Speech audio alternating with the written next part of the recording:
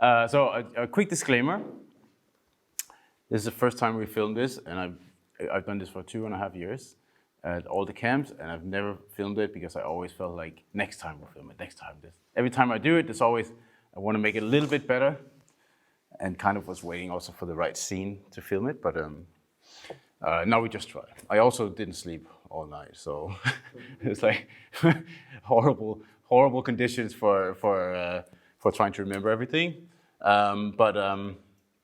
But now we film it. I think also it's a good time to put something like this out because it's a time where it's not bad for people to get some inspiration to be creative and do stuff. So that's also why I push it a little bit now. I would have done it at the US camp in the summer because it's a really cool, like, big theater, like almost like a movie theater, really cool scene, but we just do it now and see how it goes. If I forget some things, it's because I didn't sleep, so we'll see how it goes. All right. So just a quick backstory. Maybe it'll be slightly longer than usual since we film it. Usually I cut out a lot of little stories because it's usually the stories that take all the time. But I'll probably tell a few more than usual this time because since it's going to go online. Yeah? Did anyone do this one before except for you? Okay. All right. At least Adrian is not here. He did it like 5-6 times or something.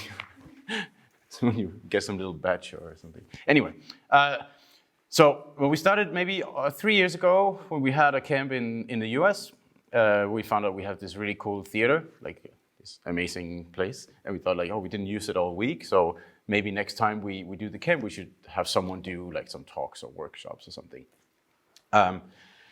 And I just asked around the instructors and the participants, is there anything that you would like to talk about? Something that you feel like you could share or whatever, like anything. And there were quite many good ideas. And I thought, damn, if I ask people to do it, I should do it myself. And I was thinking like, what on earth can I talk about that's not jiu-jitsu? Because I've only ever been teaching jiu-jitsu. And that's how I learned jiu-jitsu. I've been teaching it since 1999 or 2000. Just because I was the guy who had the VHS tapes, then I was the guy teaching it. So, but I never taught anything else. And I was thinking like, what can I talk about at the workshop? And nothing really came up. But there's one thing that's been bugging me like pretty much forever in my life, as long as I can remember. And I think that there's to some extent in Scandinavian culture, at least, there's something called Yantelon, which is like a cultural thing that's slightly ingrained, more or less, in more people than in some people. But it's like, it pretty much just says, don't think you're anything special, right? Don't stand out, right? Nobody will drive a red Ferrari in Copenhagen. Like people think, oh, who the fuck is this idiot, right? And I think it comes from having a society where everybody's kind of very equal and nobody really stands out in any direction. And that's pretty ingrained in the culture and for good and bad, obviously. But I've always kind of done a lot of things. Like I've done a lot of events and started businesses and always planned stuff for my friends and like holidays and parties and dinners and all kinds of things. And I've always been super active in kind of making things happen. But I never thought it was anything special. I remember just, as long as I can remember, probably since I was like 10 or something, I always just asked myself, like, why does everyone else not do this? Like, why doesn't everyone else do what I do? And I always just like looked on my shoulders like, it's nothing special. Anytime soon, everybody else is gonna like start a jiu-jitsu club and host competitions and like write a magazine and like do all these things. Like anytime soon, they'll do it. And that's just been going on for pretty much a few decades. Until I started thinking about what workshop I could do for the camp. And this was the first moment for me where I started thinking, okay, maybe I have to admit to myself that I'm doing something different than other people. Like, there's obviously something, the data is there. I can't really reject that I am creating more things than people I know on average. I don't really know probably anyone who is creating as much stuff as me, which is already, it's difficult for me to say because I feel like I don't want to say I'm really special. But I never thought it was anything special what I did. I was like, I just do that. Everyone can do that, and anytime soon, everybody else is going to start doing, like 100 people are going to start to do jiu-jitsu camps because it's so obvious you just do it, right? And then at this point, I started thinking about it. Maybe there's something maybe I should start to admit to myself that I do something different, because it's kind of obvious. I started to make a list of the things I've been doing, and I was thinking about my friends, who do I know who's doing the same thing? And there was pretty much like no one. And I was thinking, okay, maybe this is the time. And that workshop, the first one, was the start of my kind of, what can you say, like analysis or looking back at trying to find out what I have been doing different than almost everyone else I know. And the first workshop was just me talking for 3 hours, zero structure. It was just absolute like chaotic, but I think it was really cool. It's just like the first time I ever let it out of my head. But I think about, what do I actually do that you don't do, or anyone in that room that day? And that was a really long talk. And then since then, over the last 2.5 years, I've been kind of, it's been a process for myself to kind of, compress it and figure out the things that are repetitive, and like what's the core thing of this. So the last 2.5 years I've been doing the workshop, and it's been a process a discovery process for myself, of myself, by myself. So what I am kind of presenting today is pretty much just me talking about what I have been doing. It's not like, here's a system that you can take, try this, and you'll never guess what happens next. It's not something that I necessarily even believe that other people can do. I think they can do it, but it might not be for everyone, or it might not be the same way they should approach it. But I will say what I have brought it down to what I've been doing for at least 20 years or something. And also in this process recently, I've been starting to kind of seek out people who are also like make a lot of things happen, and just talk to them and have conversations and see like, are there any like common denominators? And pretty much every single person I talk to who is very like active in pushing things, they fit into this thing that I've been discovering, so to say, for myself. So that's been really interesting. And at some point my plan was to write a book about it, which is impossible when you have kids, small kids. You cannot sit still for 5 minutes. So one day I'll do it. I promise. I'll tell you that now. But for now, it's this workshop, and it's been really interesting for me to do. So we'll get on with it. Pretty much, I'll just start with one little story. Is when I lived in Copenhagen, I did jiu-jitsu and nothing else for many years. At least for 10 years, I did nothing else but just train every day, and we competed in the weekends. And that was our life. And then we were drunk in the weekends usually.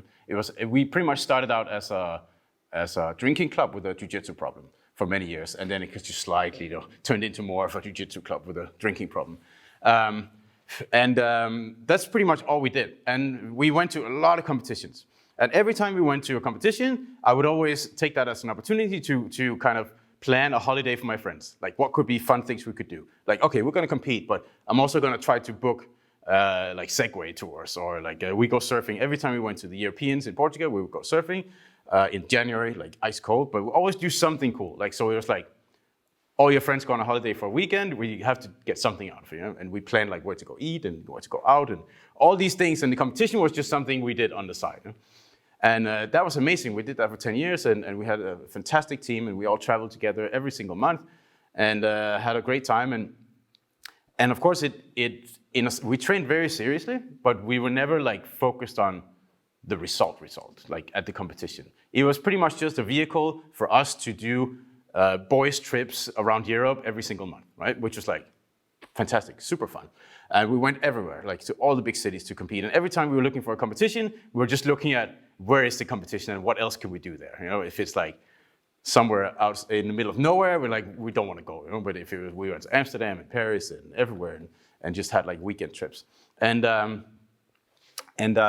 we went to Portugal every year for the Europeans. Quite a big team, usually like 15, 20 people were going every single year. And every year we planned to do something really fun, and there was also a lot of mojitos involved. And the Europeans is a full week, and usually you compete from Tuesday to Saturday, and then on Sunday is the national competition, where it's countries versus countries. And we were all competing. We had all the belt divisions, so we were competing every single day. And then on Saturday it was all over, and of course we got really, really drunk. And I remember I had a conversation with someone from another gym in Copenhagen, because they were looking for people to join the national team for Sunday. And we were in the bar, and we were really drunk, and they were all sober. And they were like, "But we have the national. You have to represent Denmark, and we're gonna compete against Brazil in the first round. And I'm like, nah, we have surfing planned, and we're gonna go on a trip out in like north of Lisbon. And also we are also pretty drunk already. So I mean, we have to bail on the national team thing.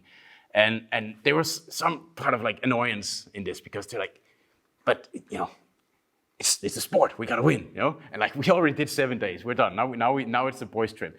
And at some point, this person, I remember it very clearly, almost like stomped like this in the bar and said like, it's almost like all you want to do is just to have fun, like with an annoyed voice. And we're all like, yeah, like they was like, that's literally all we're here for. Like, what else is there, And it's like, and then you could see it like, oh yeah, fuck, that makes sense, And I just remember that moment very clearly because like, yes, that's exactly what we do. Because if it wasn't fun to go on these trips, then we wouldn't bother competing, and training is 6 days a week for that. So that's always the essence. And I think when I try to create things, and it can be a competition trip, it could be like, hey guys, let's fly to Miami in 6 months and compete and make a thing out of that, right? That was the recent one I did. And I think when I try to create these things, there's usually the byproduct is 3 things, like from any creation. It can be an event or even a business or just something social. There's literally 3 byproducts that you can gain or lose, usually. And it's money, friendships, or experiences. Those are like the 3 things that come out of it, that come out or come in. Sometimes you lose money, sometimes you lose friendships, but hopefully not, right? But those, like you boil it down, anything that comes out of what I create is always these 3 things. And really, at least from myself, the only thing that the currency that I count on is friendships and experiences. Because at the end of the day, at the end of this thing, life, could be very soon, since the world is burning. Literally, the only thing that counts for me personally is how many friends do I have and how many good memories could I like kind of accumulate. And that's kind of my aim. Money can be a side, like a byproduct that happens sometimes. It just happens randomly if you stumble over something that you like, and it kind of works out. But it's very important for me to emphasize that this thing where I try to create something all the time, and also like this whole workshop, is not a business workshop in any sense. It could be, but when I try to make things happen, it's never with the intention of creating a business or making money or something. That might happen sometimes, like these camps just randomly happen to be something that I can make some money on. But it's 1 out of 1,000 things. It might as well be invite friends over for, I don't know, UFC night or something and make something out of that. Anyway, and looking back at all the things I've been doing, and doing this workshop, I kind of started to see like a common denominator, like a thin red line in everything that's attracting me. And it's always been, I don't know if this is the right way to say it, but it's always been like creating art out of something chaotic. Right? That's always common. I started very early with programming, software development. If any of you do that, there's always quite a lot in jiu-jitsu. That's like keeping a million balls in the air, and hopefully they all land in the spot, so the user just have to press one button and everything fucking works, right? That's like really controlling chaos into like a nice little experience for the user. And this thing like kind of repeats itself all the time. The same in jiu-jitsu. We all know jiu-jitsu is chaotic. It hurts, it's not nice. It's a competition is even worse. You're like really scared and all this thing, but you hit that one perfect sweep or submission, and that's like, oh, it's worth it, yeah? And that's been everything that's attracted me over time. It's just this controlling something chaotic and turning it into something pretty, like jiu-jitsu. Jiu-jitsu is very beautiful when it works against someone who's like going apeshit to try and kill you, yeah? Or even MMA, even more, right? That's quite the step up from jiu-jitsu.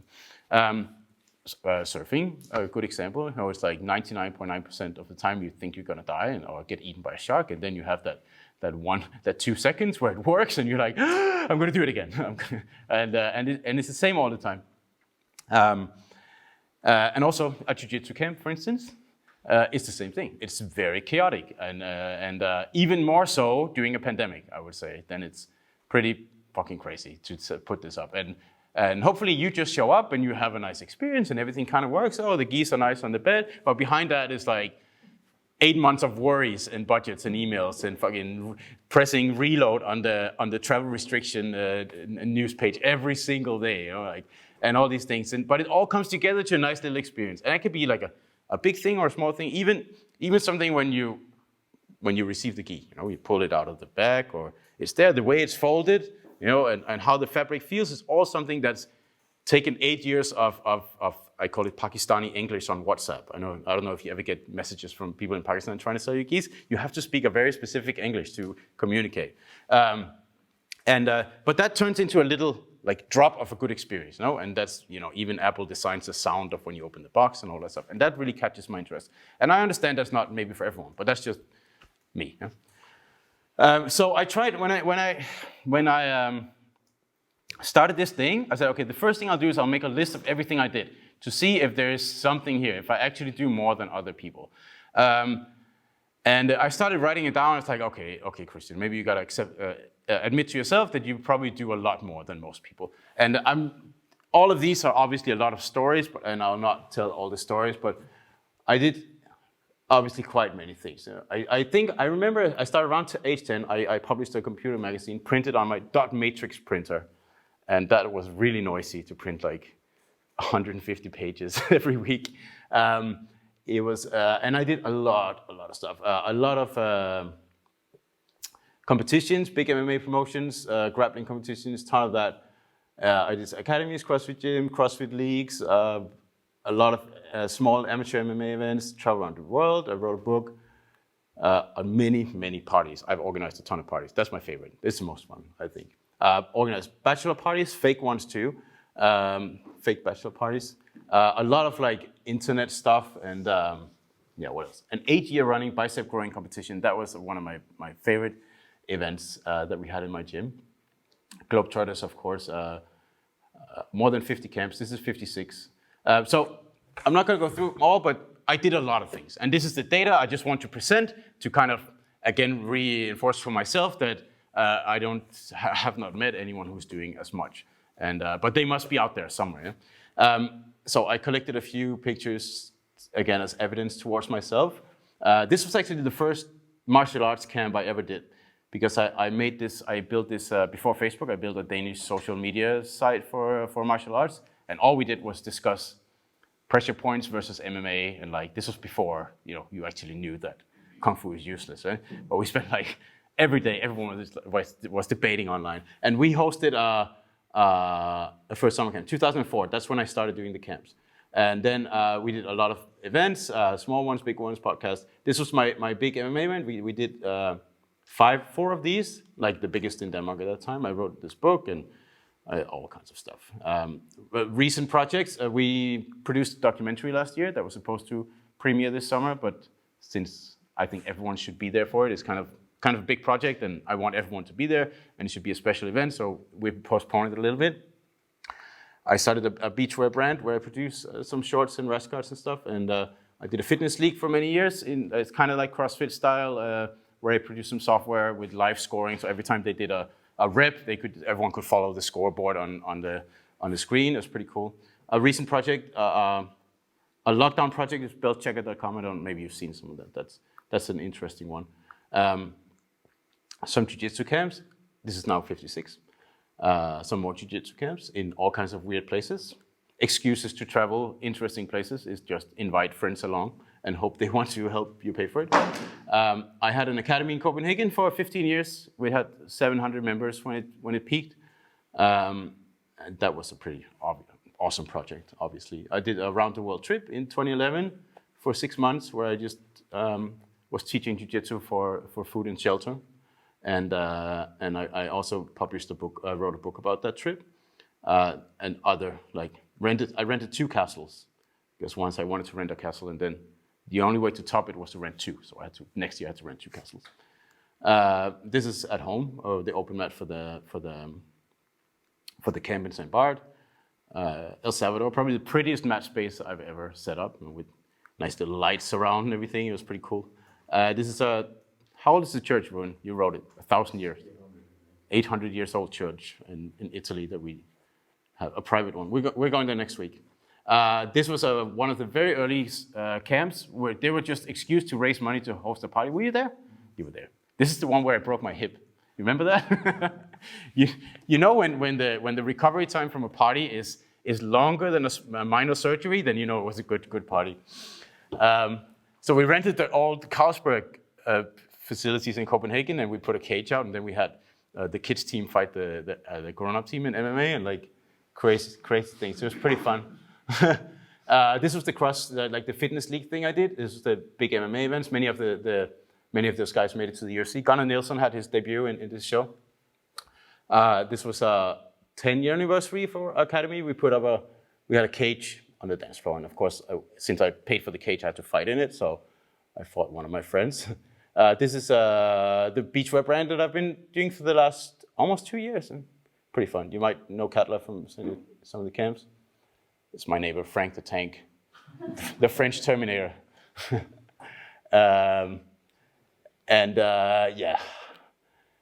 This is one of the shops selling the shorts on the island.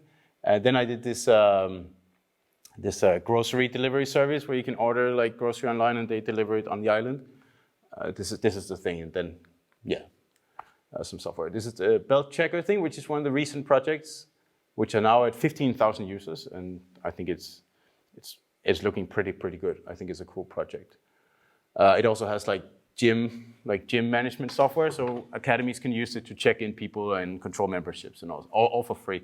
And to fund it, we sell certificates or like these cards that you can randomly pull up in the bar. You know, like just like, oh, that was my brown belt card just fell on the bar right there. 3 stripes. Did you notice? It's also a playing card game. This is a recent project I made with Prit, because I saw that he had like 500 testimonials where people just love his stuff.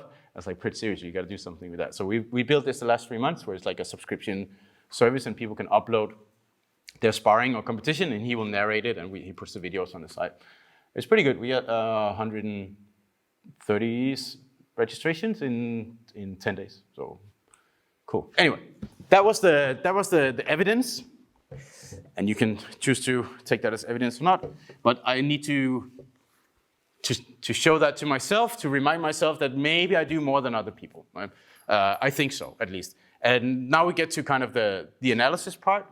And again, please remember this, it's not a business seminar, right? Maybe it could turn into a business. It's just about creating things, and generating ideas. And also,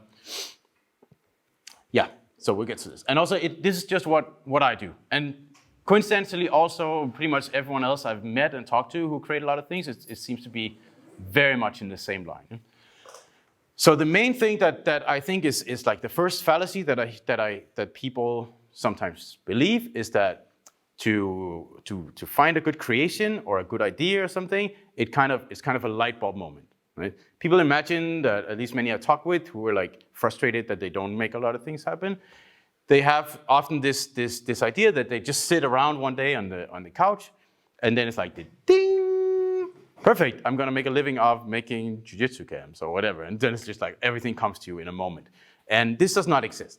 I have never heard of anyone just get like the light bulb moment out of nowhere where they just get the perfect idea and everything works out, right? Every idea you're ever gonna get is shit. We're gonna get back to that. And that's very important, right? And also everyone I talk to who make a lot of things happen, they never said it just kind of came to them out of the blue. It's also always a specific process of things combining over time. And what the process is, at least for me, that I boil it down to, is this. And as I always say, I really want to make some really cool, like, matrix-style illustration with, like, neural network, but it just turns out to be a satanic pentagram. So just try to ignore that. So any creation, something that happens, for me, something I make happen, always comes from a wild combination of these things over time. Right? It's always these 5 things combined with each other over a long time in like a crazy, weird combination. And that turns into something, right? It's never just me sitting around like this and then, that's it. That's what I'm gonna do for the next 10 years. Never, right? So I'm gonna explain these and then how they combine and how it works for me. So the first one on the satanic pentagram is ideas. And I need to generate ideas. I need to kind of feed the system with ideas. And there's a technique to this that's very, very simple. I'll get to it. First of all, I will just introduce my 2012 idea book that I have at home, where I wrote down a ton of ideas, like 300-400 ideas. And if you look at these, this is 8 years old. And it's kind of funny that many of these things are like things that I kind of pulled off very recently, or even just a year or two ago, which is very, very old ideas in my book. And I flipped through, it's like, God damn, there's all these things like grow your hair, rent a castle. It's pretty much everything I do. Make a Facebook group for jiu-jitsu travelers. Pretty much every single one of these. Outdoor open mics, do that at camp. Mailing list, I have that. Okay, I never went undercover as a pressure point master and made a documentary about it. But anyway, list of gyms that are visitor friendly, that is Globetrotters today. Online BJJ instructional site for free. We just passed 1 million views on Globetrotters in Action, and Florian has filmed many, many of those. Make a jiu-jitsu travel agency, which is kind of funny because that's literally why we're here today. Become really fat. I tried that 1 year. It didn't go so well. I'm going to try to weigh 100 kilos just as a project this year. And the main reason was just I imagined there would never be an awkward conversation anymore because I could always just bring that up. I used to weigh 100 kilos, and we have a talk about that. Do you guys know a mutant mass weight gainer? Have you ever tried that? It's the cheapest, most calories for the euro. It's bad when you take 3 of these a day. Literally, I had to stop. I started in January. In November, I was 93 kilos, and I had to stop. And this is a true story, because I took so much mutant mass every day that my ass I couldn't take the pain anymore, because I was just it has to come out again, right? And it just burning, and I just could not stand the pain anymore. I literally had to make like little diapers out of toilet paper to sleep with, because it was just like there was no skin left. And that's where I gave up on the project to weigh. Hey, I'm sorry about that. That's where I gave up on the project to weigh 100 kilos. I got 93. It was good. I had a pretty hardcore pressure passing game that year. Name a technique, the meat spin. Yes, you can find that on YouTube. You can also see the meatspin.com. Is that what it's called? I think some of you know that one, yeah? With the counter. Anyway. Anyway, so a lot of fun ideas that are 8 years old, and they kind of happen now. Like, how do I get these ideas so many years ago, and why did they still exist in my mind somewhere, and I pulled them off so much later? Anyway, the way to generate the ideas is that I read this one book, maybe 9 years ago. If any of you know James Altucher, he's writing a lot of books, pretty much saying the same thing most of the time. He also has a podcast, which is really, really good. His voice is pretty annoying, so I can't really stand listening to it, but he has a lot of cool things. And his main book, the one he wrote the most, is how to become an idea machine. Right? You can just Google that. How to become an idea machine. There's a million blog posts he's made with just explaining this. And I remember I read he got it from somewhere else. He didn't believe it. He tried it out, and it totally worked for him. And that kind of turned into also a book. And this guy has gone from broke to millionaire like 3 times or something. He went to homeless, live on the street, back to millionaire, back to homeless, live on the street, back to millionaire. Anyway, he's got a lot of interesting points, and one of his big kind of things that he's promoting is this: how to become an idea machine. As I read the book, didn't believe it, tried it out, and ended up with like unlimited ideas that I just cannot, never execute all of them. So it's pretty simple. First, you have to understand that ideas are an endless resource. It's not like there's a finite amount of ideas and then all the good ideas are taken. That's not the point. There's always something else to come up with. And getting ideas is it's something that takes practice, right? You can imagine it, the way he explains it usually is like, imagine you want to train your bicep. What you have to do is you have to do some reps and make it rest, right? Take it to failure and make it rest. Failure, rest, failure, rest. And generating ideas is the same thing. You imagine there's a physical muscle in your brain that generates ideas, and you have to do some repetitions and let it rest, right? Recover to failure and recover. And that's very simple. The same way you want to do your bicep, you just go to the gym until it hurts. Then you try again the next day, when it's recovered. And you do the same thing, and it's really simple. You bring a notebook or your phone, and then you just try to write down 10 ideas every day. And there's no such thing as a bad idea. In fact, a bad idea is also an idea. It's like competing. There's no such thing as a bad competition, because when you lose, you also get something out of it. And it's very easy in the beginning, 10 random ideas. Yeah? And it's pretty easy the first week, and then it starts to get really complicated.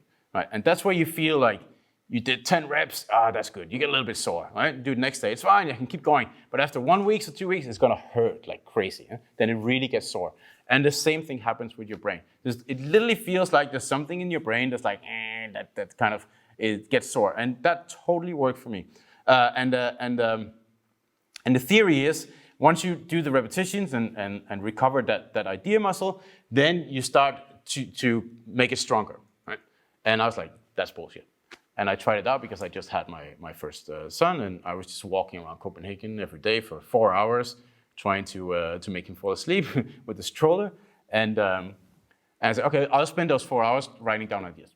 First day, it took me like 10 minutes.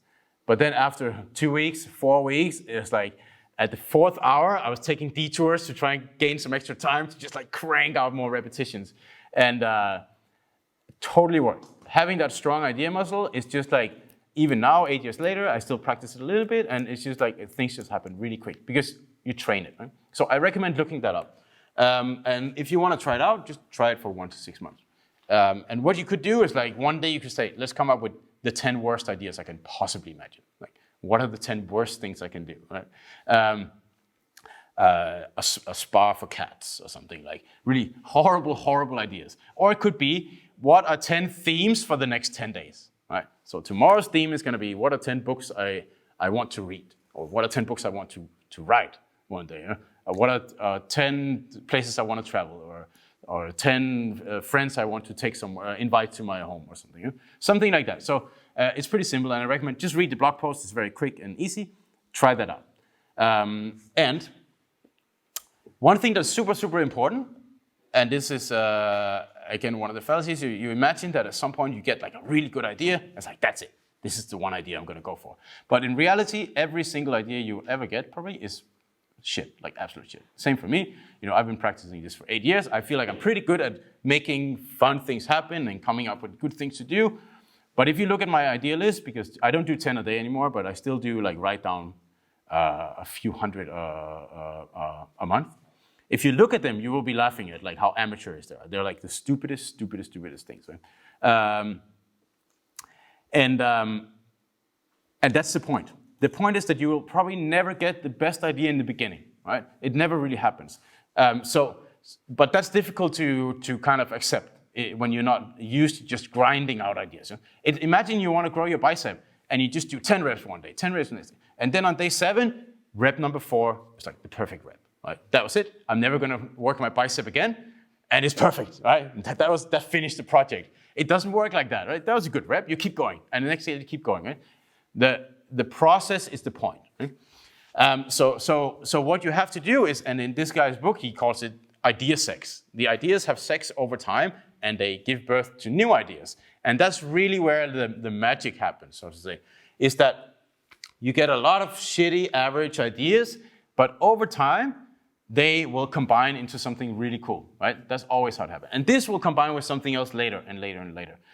And that's why it's super important to write them down, at least for me, because very often I can just sit, if I have a few ideas, then I can just scroll through my old idea book, and it's like, oh, damn, that with this thing I thought about 6 years ago, with this thing I thought about 5 days ago, and this thing today, that gives birth to a new idea. But if I don't write them down, then they're gone, right? For me, at least. That's why the moment I get the idea, and very often it's in the middle of a conversation or something, I have to stop and write it down immediately. If I wait 5 seconds, 10 seconds, it's like, it evaporates.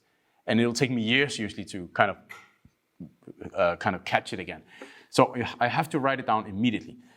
And once I write it down, it's kind of archived. And even though I forget it, it's still somewhere because it's in a book. And I just flip through it, and you'll see how these combinations happen. And I can tell 100 stories about how things combine, how ideas combine over time and turn into something. I'll just pick one because we have limited time.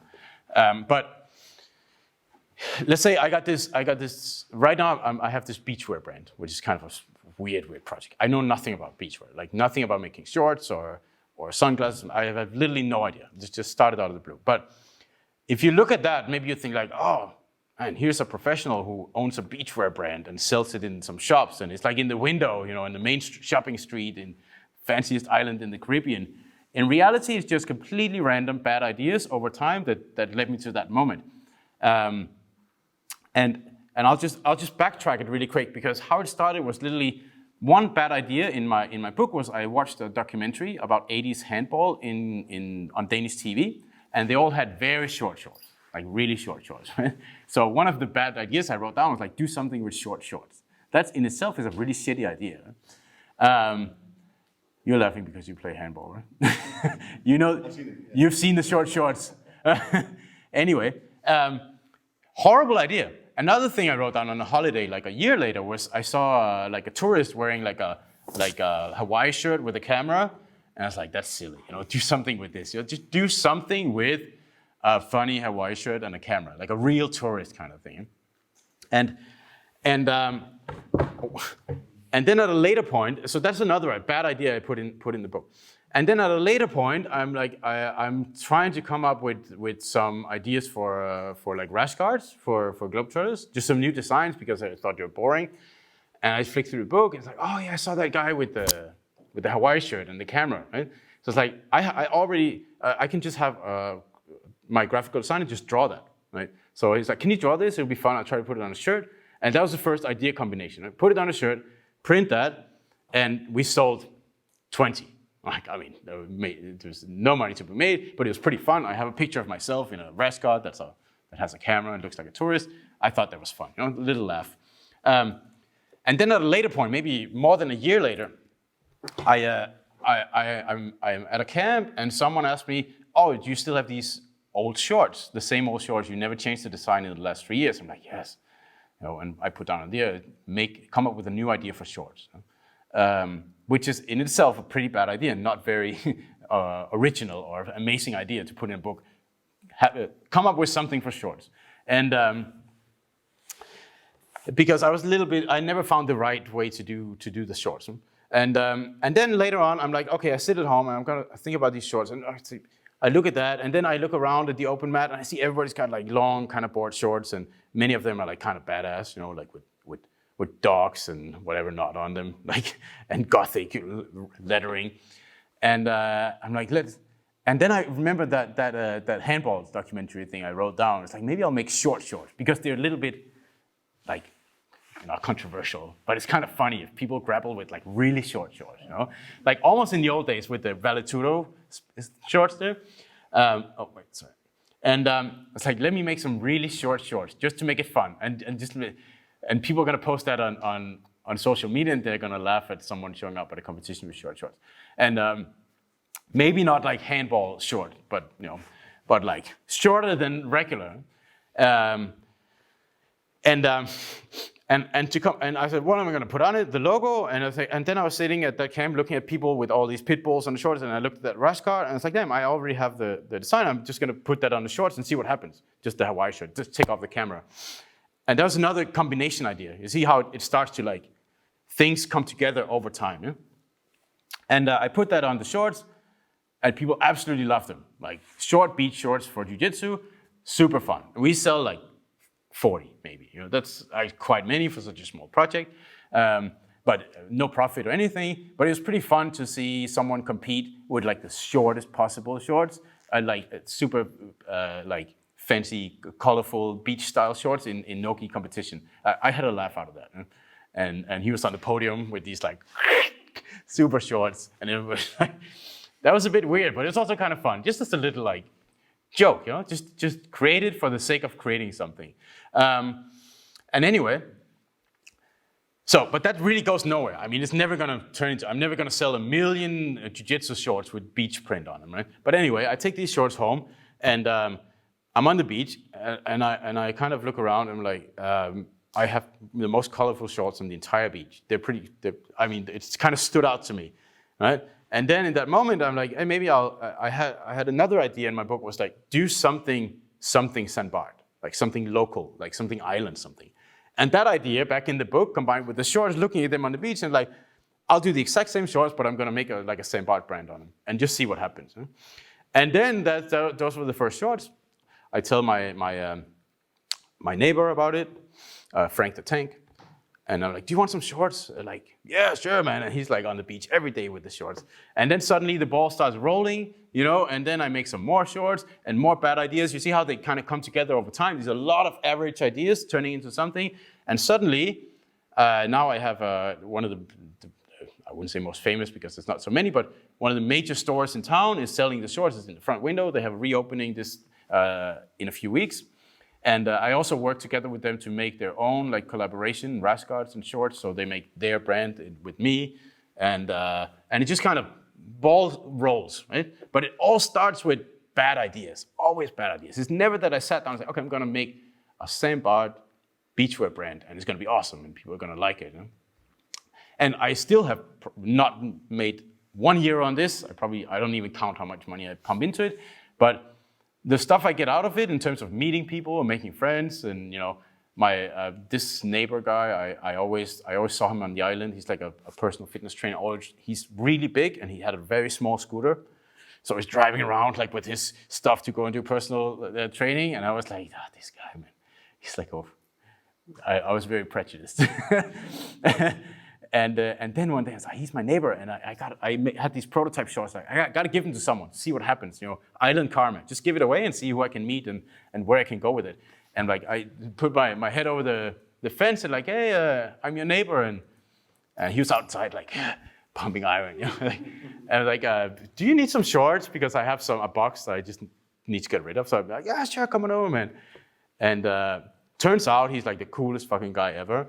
He's been like doing competitive powerlifting since 1982 or something, and never missed a training in his whole life. And he's like the biggest Arnold Schwarzenegger fan. And I completely misjudged him from the beginning. And now he's like one of my really good friends on the island, and I work out in his house twice a week. We do bodybuilding together, and like it doesn't really work obviously,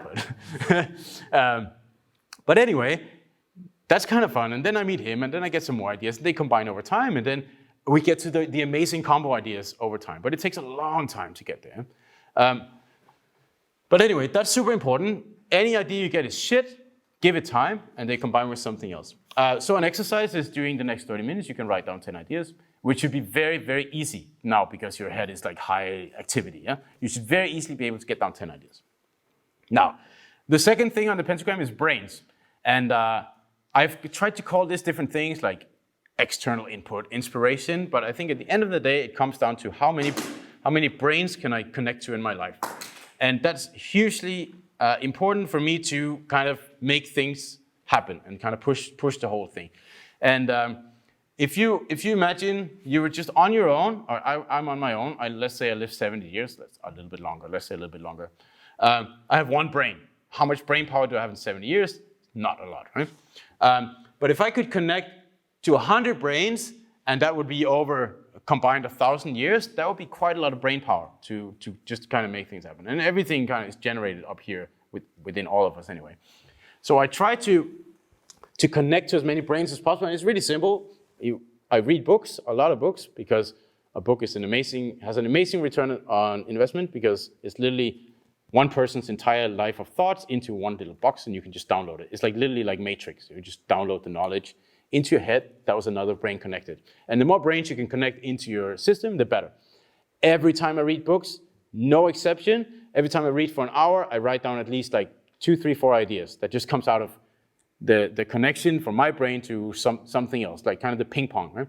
Or just have conversations. That's a tool I use a lot, especially at the camps. It's very easy.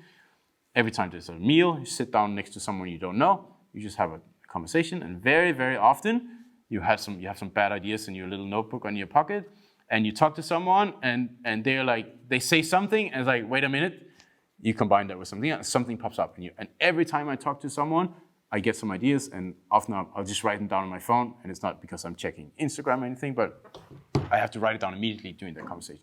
So the more people I can talk to, the more stuff kind of comes out of my head. And podcasts, sometimes. Sometimes they're a little bit more towards entertainment, but very often you can use that to just kind of... So I imagine I just connect with brains all the time, right? Talk to people, read books, and the more brain power I can combine with my own, the more ideas I generate all the time. That really, really combines things in my head. And whenever I'm in periods where I read a lot of books, that's where I take a million notes, right? And if I don't read books and I don't talk to people, it's kind of a stalemate. Right?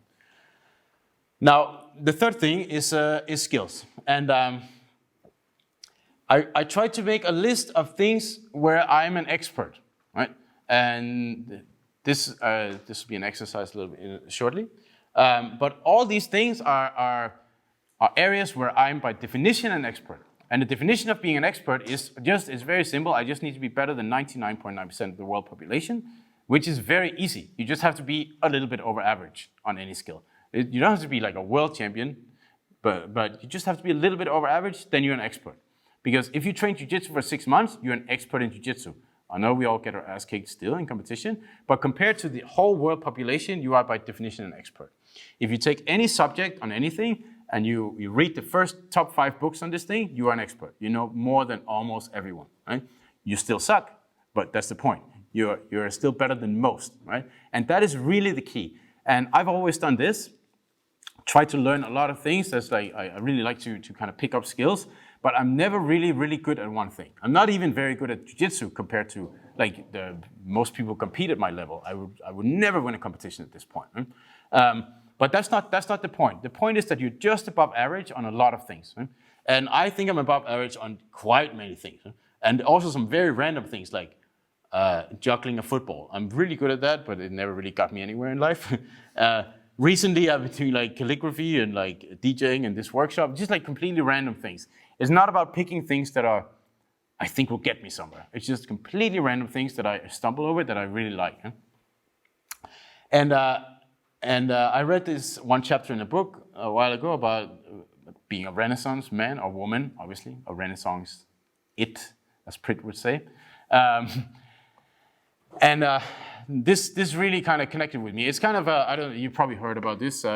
It's like kind of an idea that in the Renaissance, I think it comes from like comparing with like Leonardo da Vinci or something. Or in this time, if you could, you must know, what was the 4 things you had to do to be the pinnacle of a man in the Renaissance? Philosophy and swordplay. Swordplay and write poetry or recite poetry or something like, or host a soiree or something like this. Yeah, like some very like a wide range of skills were like the pinnacle of what you needed to do to be a good citizen. Yeah.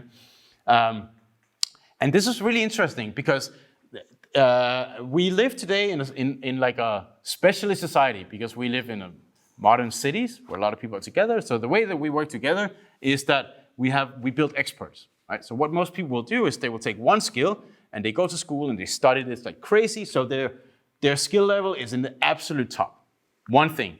And usually everything else they're kind of probably don't know about it, right? Let's say this is the banker, he knows everything about banking. You guys go to him if you need to know anything about banking. But if his computer is broken, he doesn't know how to fix it, right? Or if he needs to replace a tire on his car, no idea, right? And that's kind of why the big cities work, is that we can outsource to each other, we're close to each other, everybody gets one line where they go to the top, someone else goes to another direction, and then we help each other out. That's kind of how it works today. And I never really did this, right? I skipped school I skipped university, and when I finished high school, I got a job in programming. I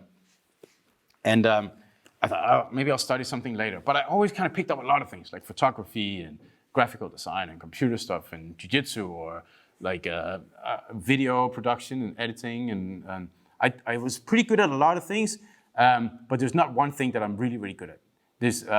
I never studied anything in the university that I can say I have a degree in something, right? But I have a lot of things where I'm just here, right? Many, many skills. And since I've been doing this workshop, I'm really thinking, oh, this makes complete sense. And I'm going to push this even more. I really try to pick up as much stuff as possible.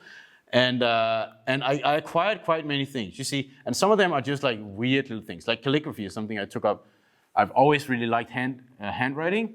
And since I was young, and then came smartphones, and you never really write anything anymore. And I realized, fuck, man, my handwriting is just absolute shit at this point. And so I took that up again. Actually, at this camp, I thought this would be the perfect moment to buy some really nice calligraphy pens and just practice in the hammock, just practice writing. You know, so that was where I did the first 3 camps in the hammock, just practice calligraphy. And silly little skill, but being able to write something really nice just makes a lot of things just 10% nicer. You write someone a letter, a card, even putting the little name tags on the geese. It's just a little thing, just a random skill that I'm just good enough at that I can impress someone with it, see? And it's like, I know I didn't have to put a name tag on every single key. I didn't have to, but it's a little detail where people say, oh, that's actually kind of nice, you know, and something that you remember, and people take a picture of it even and put it on social media. So it's just really random skills that are combined. And I just have a lot of these, and there's nothing where I'm really good at. Like, I could never get a job pretty much with any of these things. Any of these one skills, if there is a company that works with this, I could not walk in and get a job. I'm pretty good at, let's say, photography. I know quite a lot about that, but I could never get a job as a photographer, right? Graphical design, I'm fairly good. I'm really good at making websites, and you see all the stuff we do on Globetrotters. I make everything myself, programming even, but I could never get a job as a programmer, not even, you know. I made the belt checker, I made print site, all this stuff, all my websites. But if I walk into a software company, they're gonna laugh at me, like you're like complete amateur to them, right?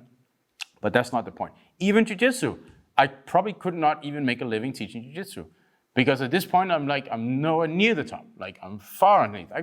I can teach pretty good classes, but I'm only just an expert, right? Only an expert, which means that I'm better than most people, right? And that goes for every single skill, right? Except maybe organizing camps, but we'll get to that. But I'm better than most people, right? If we have like surfing at the Caribbean camp, I'm like a blue belt 1 stripe at surfing, but compared to everyone else who showed up at the camp, I'm really, really good, yeah? I can beat everyone in the surf competition, but my local friends, they're like laughing. They're like black belts, red belts. They've been surfing since they were kids, and I have just nothing in the water compared to them. I'm like this, yeah? But that's not the point. So the point is, acquire a lot of skills, and then you see to be average at something is really, really easy. Super easy. All you have to do is nothing. If you want to be average at, let's say, surfing. No, let's take another sport. Let's say basketball. You want to be average at basketball, you are right now, right? By definition, you're average, because unless you play, you know, some of you maybe play. Huh? To become an expert is very easy. Take this huge jump to expert is very easy. You play basketball for 6 months, you will beat almost everyone at this camp, unless there's some. I know Prit is pretty hardcore basketball, but you will probably beat everyone if you play for 6 months, right? Like 99%, you will beat them all. That's very easy to get to expert, right? You see, I'm an expert at all these things. And also jiu-jitsu is like, I'm an expert, right? I'm pretty good and you're all experts. But imagine becoming the world leader, the #1 in one skill. Impossible. Like, it does not happen. Even jiu-jitsu, I did this for 20 years. I did nothing but jiu-jitsu in my life. But imagine how far it is for me to reach the top. Who would I have to beat? Like, come on, I have no, Buchecha, like he would fucking rip me apart, like in 2 seconds, yeah? I stand no chance, like 0 chance. Even if you see like the top, let's say the 80cc or something, like how many compete, 16 or something? Literally the top 10 stand no chance of winning, like 0 chance. There's no chance they're gonna win, even in the top 16, right? It's usually between like 3 or 4 guys in the world, right? Imagine how do you become the best basketball player in the world? Like, what would it take? Impossible. Like, no one can do it. You have all the odds against you. You have to dedicate your entire life, ton of luck. Everything has to click, no injuries, the perfect trainers, live in the right place. You know, everything has to be perfect to become the world leader. You cannot do it. It's statistically impossible to become the world leader in one skill, right? World leader in banking, in juggling a football, like in jiu-jitsu, in any sport, in calligraphy, impossible. Never happens, right? But that's the point. So the point is, it's easy to be average, it's very easy to be expert, but world leader is impossible. The problem is, at world leader, this is where things get really fun. If you're the best at something, then you're ahead of the field, and that's where you can usually do really cool things. It's very easy to create things and make things happen, even make money, usually, if you're the world leader in one skill. Problem is, you cannot get there. Impossible. Nobody can get to world leader, right? Best any sport player in the world makes a ton of money. right? But you never get there. Now, so the key is to get to world leader. It's impossible unless you combine some skills, right? So, what am I the world leader in? Nothing of all these, right? But if you take a combination of many of my skills where I'm just above average, let's say photography, website, jiu-jitsu, teaching, like marketing, event organizing, a ton of skills, you take that pool, you combine that, I think with fairly confidence I can say I'm the best jiu-jitsu camp organizer in the world. Right? I think I must be the best at this point. And that's interesting because suddenly the combination of skills gives me a new skill where I am the best in the world. Right? And very often it's a strange niche of something that you're the best at, right? You combine 2 things, 3 things, 5 things, and suddenly like, I'm the best at, I don't know, drawing cats while I'm blind or something, you know? That's like, you can be the best in the world at that, but you can never be the best at drawing or drawing cats or being blind, right? Impossible. But you combine these 3, you have a real chance, and if there's a market for that, you own it, right? And there are so many things I can say where I'm just a little bit good at a few things, and then I can combine that, and that turns into something cool, right? Because once I'm at the head of the field, that's where the fun things happen, right? And again, I could tell a ton of stories, but I'll tell one story about Ruin. We did this workshop, talked about this, how long ago? 2 years ago or something? A while ago. And as I always say with Ruin, he's an expert in a handful of things. Jiu-jitsu, expert. I still kick his ass. But he's an expert, right? He will beat anyone, random person who walks onto the mat, he will beat them, right? Also a history geek, right? An expert in history. Could you get a job at a university to teach history? Probably never, right? I mean, not right now at least. They would not hire you as a full-time job. Right? Loves maps, right? Fucking loves maps. We have a map thing going on, me and Ruin. We should check out this old map, and we send it to each other because I'm also a map geek. But could you be a cartographer, whatever it's called, like get a job like that? Impossible, yeah? But then we were thinking, I think you were thinking a little bit about, you see how I downloaded it without paying? It has the watermark. I didn't pay the €5. Anyway, one of the very first projects that came out of this thought process was combining history, maps, and jiu-jitsu. And suddenly, you're like, I don't know if maybe you should even tell the story, but I'll try and tell it first. Was this the first one you did? That was the very first. The very first one was a map of the world with all the traditional wrestling styles, right? And I was like, that's interesting, yeah? People really like that. That was pretty cool. Nobody has seen that before. Right? Suddenly, world expert on maps on historical wrestling style. Right? It's like, nobody else is better than you at that, even already at that point. Right? It's like, maybe you have to pick up another little skill to grow this project, right? Combine it over time. The next skill, I remember you were like graphical design. I remember you downloaded, you asked me about some software, like Microsoft Paint, first one. And then it's like, I gotta learn a little thing. I remember you just picked up a little bit of skill in this and then made some more maps. And they turned out to be really cool, absolutely loved them. Other people liked them, picked up a new skill to become an expert, which was build the online web shop thing, download thing. And how much time did it take to get that skill? Not long, a handful of hours. Probably. But you're better than almost pretty much everyone in here at setting up a web shop with downloads and payments and stuff, right? Just a little skill, become an expert really quick. Watch a few YouTube videos or something.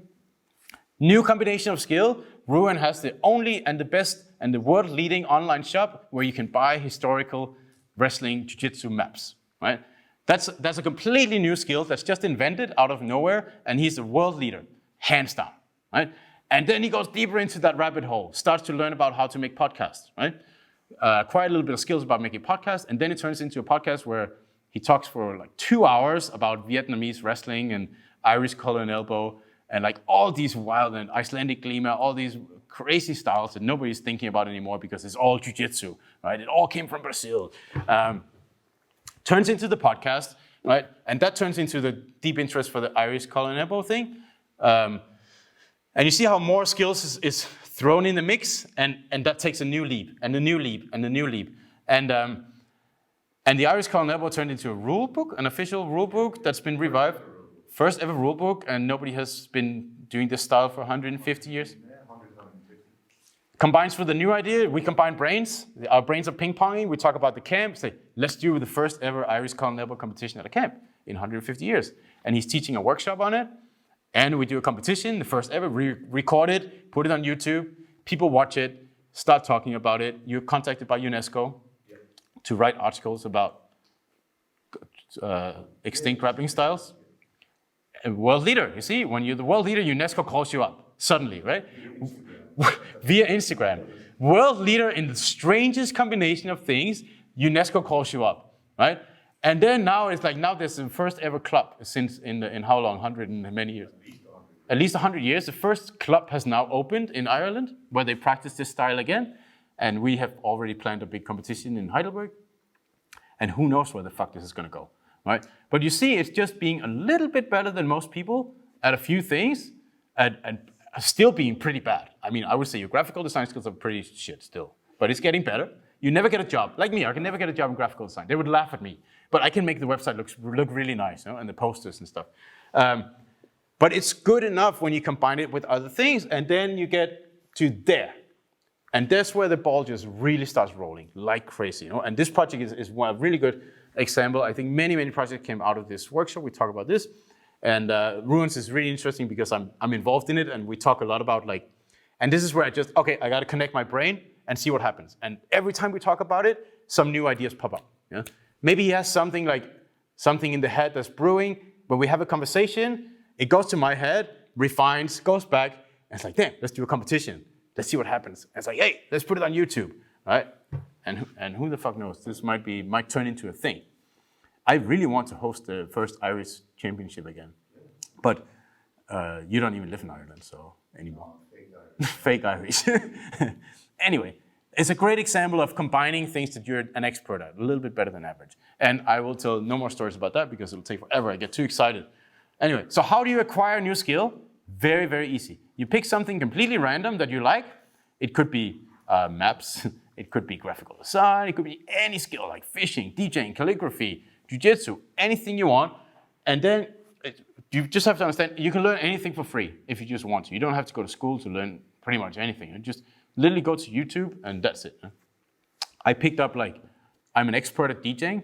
I'm very bad, but I'm an expert, right?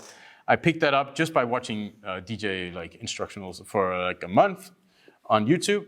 And I know what all the buttons do, and I can kind of figure it out. And all the mixes I play for the open mat is something I've been mixing and recording. And I could never play in a nightclub or anything, but I'm better than probably most people at that thing. And it's really, really easy. You just literally watch some instructionals or read the first 10 books on that. And very often people are like, I can never learn that. I can never be good at whatever skill. But if you can read, then you can do it. Just read 10 books or watch 10 videos. And then people say, yeah, I don't want to do that. So the problem is not that you cannot learn that, it's because you just don't want to do it. Right? That's it. Instead of scrolling on Instagram, try to read 10 books on one subject, and that skill is you own that forever. Yeah. And then seek out experts. If someone is good at something, I just talk to them, have a conversation, and then usually I'll pick up some few things.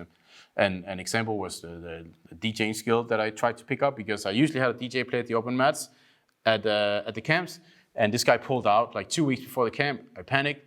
I'm like, damn, this is my time to learn how to DJ. So I bought this little travel mixer thing, a tiny one, like this. And it's like, how the fuck do I learn this?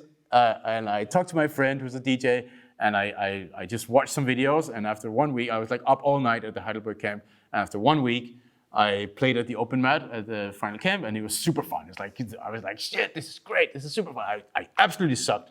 Made a lot of mistakes, but nobody noticed, and I was probably the only one in the room who could do it anyway, live mix some music for the open mat. And you see how I'm a very bad DJ, and I could never get a job in that, but if I combine that with jiu-jitsu, I'm suddenly the best jiu-jitsu DJ in the world, right? The jiu-jitsu open mat DJ in the world, because nobody else is doing it. So that's I just take the world leading position immediately, because nobody else is live DJing at open mats, right? And now I have a SoundCloud profile where I put the mixes up. They're 1 hour long, so they fit with an open mat.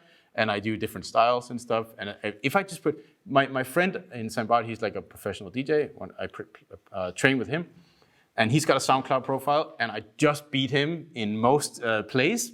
And he's the real deal, And I put up these mixes. And if I just put up, say, okay, I'm a DJ, I mix some music, make a profile.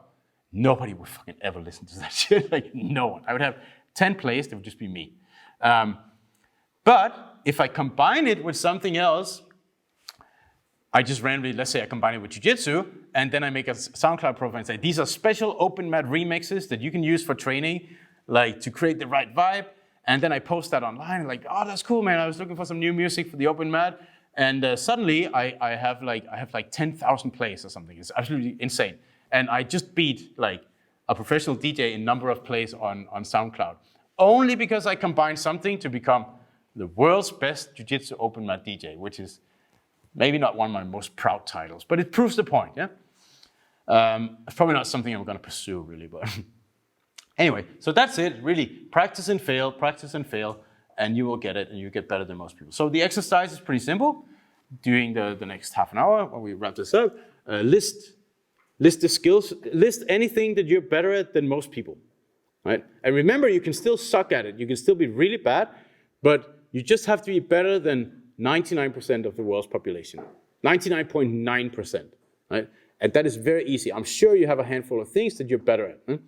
And the next thing you can list, that's this is what I did for myself quite a lot. I just make a list of when there's something I find interesting, I want to learn it. I wish I was good at mixing music. You know? I wish I was good at that.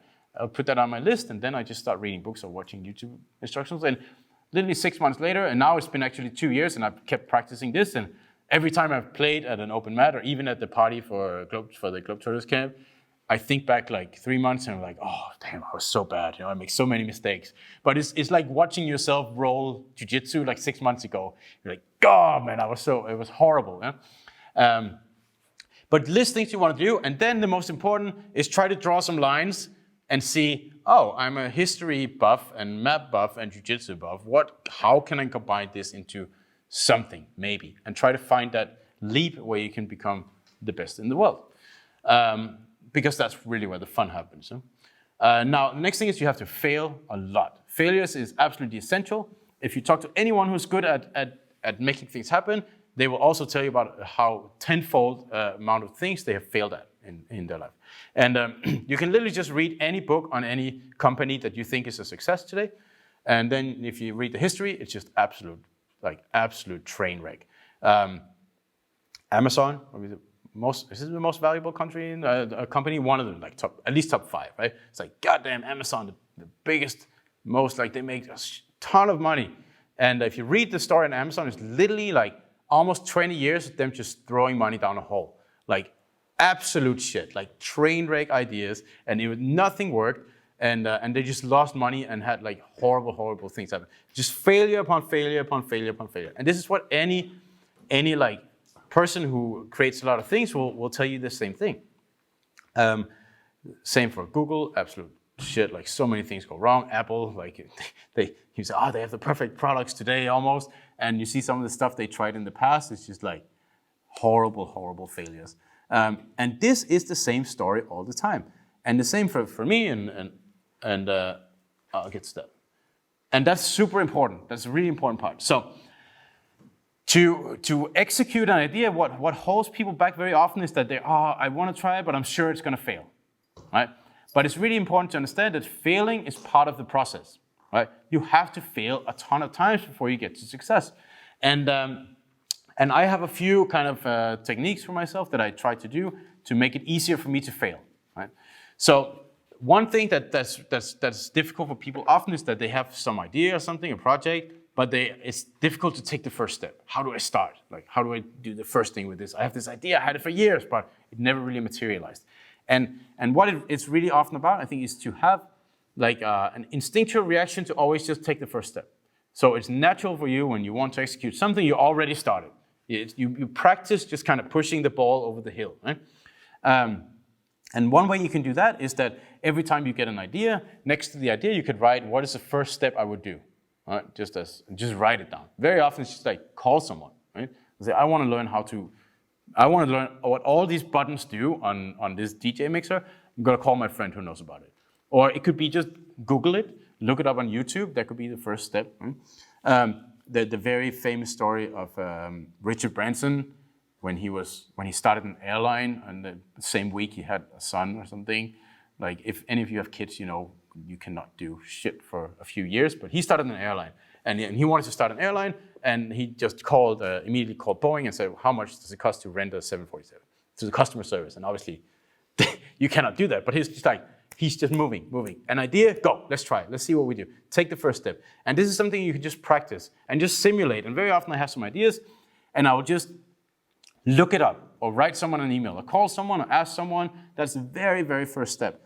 And then it becomes natural reaction. Once you get a lot of ideas, then when you want to execute something, it's just like, okay, I'm used to doing that, right? I'll just call someone immediately and say, hey, can you get like 100 horses for Friday? Like something like that. I don't know why I would need that, but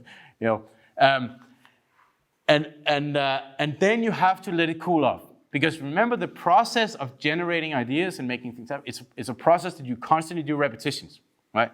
On day 7, repetition 4, don't stop because you think it's the perfect one. Because especially when you're inexperienced in kind of and you start to generate ideas, you can very easily get emotionally attached to an idea. Like you get a ton of shitty ideas, it's bad, but you start getting better at writing things down, and one day you're like, God damn, this is an amazing idea, right? And then you kind of dive into the focus on that one repetition. Remember day 7, repetition 4 of your bicep, and that becomes like, I have to pursue this, right? But that's a trap, because that happens all the time. You get emotionally attached to something because you're afraid of doing more repetitions if now this was the perfect one. That's why when you generate the ideas, you archive them in the book, maybe practice the first step, just Google something, call someone, look something up, Google image, look at Alibaba, whatever. Archive it and let it cool off. Because very often, if you think it's an amazing idea, you have to give it 3 weeks, 6 months. If you take it up again and you're still like, this is amazing, then you can go for it, right? Because you will think that a lot of things, because things start coming out of your head, and you're like, I'm generating things, I can't lose them, they're valuable. And then you get like, I cannot lose them. But in reality, you think, this is a great idea, but in reality, remember what I said? Every idea you get is shit. If you look at it later, you will say, oh, that was actually bullshit, right? Because where the real thing happens is when you get the idea combinations later. If I had really dived into rash guards with tourist print and the camera printed on it, I said, this is it. That's what I'm gonna do. My new business, I'm gonna print 1,000, set up shops in town where I sell just this rash guard. I would have crashed and died. Horrible idea in its own. But I kind of do something with it and I leave it. And then it takes maybe a year before something else pops up and the idea starts to combine, and that's where I come up with the really good ideas later on. And I just have to trust that process, that later on, the beachwear brand might combine with something else. And very recently, it's been kind of dead because of the pandemic, and I kind of hit a wall on it, and we haven't really sold that much. And but I wait for the idea. I know it's coming. And randomly, one day, I talked to one guy on the island. He has a shop. He's like super entrepreneurial. He's got, come to my house. And he just messaged me like, come on and see me. And we just talked for 3 hours. I bring all this stuff and he's got tons of ideas, and it's like connecting the brains. And it just rolls. And now I think we already made like 500 rash guards. And we're making gi jackets, but they're like fashion versions. He wants to do that. I don't know if it's gonna work, but we just produce like fashion style kimono jackets built off of travel gis. And it's just like weird ideas combining with just by meeting someone like that. And that might be, the beachwear brand might be the end of the road, but that might also combine with something else to take me to another. Who knows who I'm gonna meet, any person you run into could change your life forever. So you gotta take the first steps early, let it cool off, and then just wait for the combinations. Have patience. And I can tell you a million stories where I come up with an idea and I think it's the best idea ever. And then I look at it later and I'm like, okay, that was absolute shit. I'll try to find a short one. Would be like, we were at the winter camp and we're really drunk in a bar on the last day, in like after ski bar. And we're like super high on endorphins, like, fuck, it's great, we've been training like crazy and now we can relax, and we're really drunk. We're in the bar. One guy, Bernd, if you guys know Bernd, walks in with fucking neon sunglasses that's flashing, with a battery in him. And like, Bernd, he looks like the Jesus coming into the bar, like he's really tall. He's like, and like flashing neon sunglasses. I'm like, God damn, they're awesome, and immediately I'm like, I have to do these with the Globetrotters logo and give them to everyone at the camp. And we're like, oh, such a good idea, write it down. And I'm in like highly emotional state. And like, we have to do, oh, it's the best idea. This is me emotionally attaching to an idea.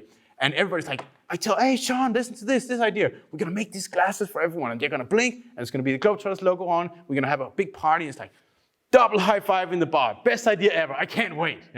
Take the first step. I go to Alibaba and I write like 10 factories. Can you make these flashing with Globetrotters logo and bend it in the neon thing? And then I leave it, and we're all like, fuck yeah, high five. We're gonna do that next year at the summer camp, blah, blah, blah, blah. Next morning, I wake up with like a Jägermeister hangover from hell, And I'm like, oh, and my phone is like, it's just emails from China. And they're like, we can make it, sir. And minimum order quantity is like 5,000 units. Or something like, oh, god damn, that's a bad idea. That's like the worst idea I ever had. And like, I'm not gonna order 5,000 of those, Like, oh, fucking leave it. But the contrast between the night before and the morning was like immense, how much I could attach to that idea. So that's why, okay, put it in the book, leave it. Later on, when we actually decide to host a really, really big party at the Camp 50 of Globetrotters in Heidelberg, this kind of pops up again. And like, I wish I had these, but then let me just Google it or something. And we find like fairly cheap ones that are blinking, and we buy like 200 and give them to everyone at the party.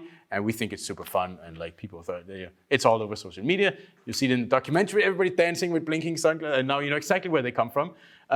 So it ended up as a fun thing, I didn't make any money, I lost money off of it, but it ended up as just a really fun experience that I remember as something I value. Like, I was dancing with all my friends, and it was Camp 50, I was super drunk, double fisting champagne, and everybody had like blinking neon sunglasses, and it was a great time.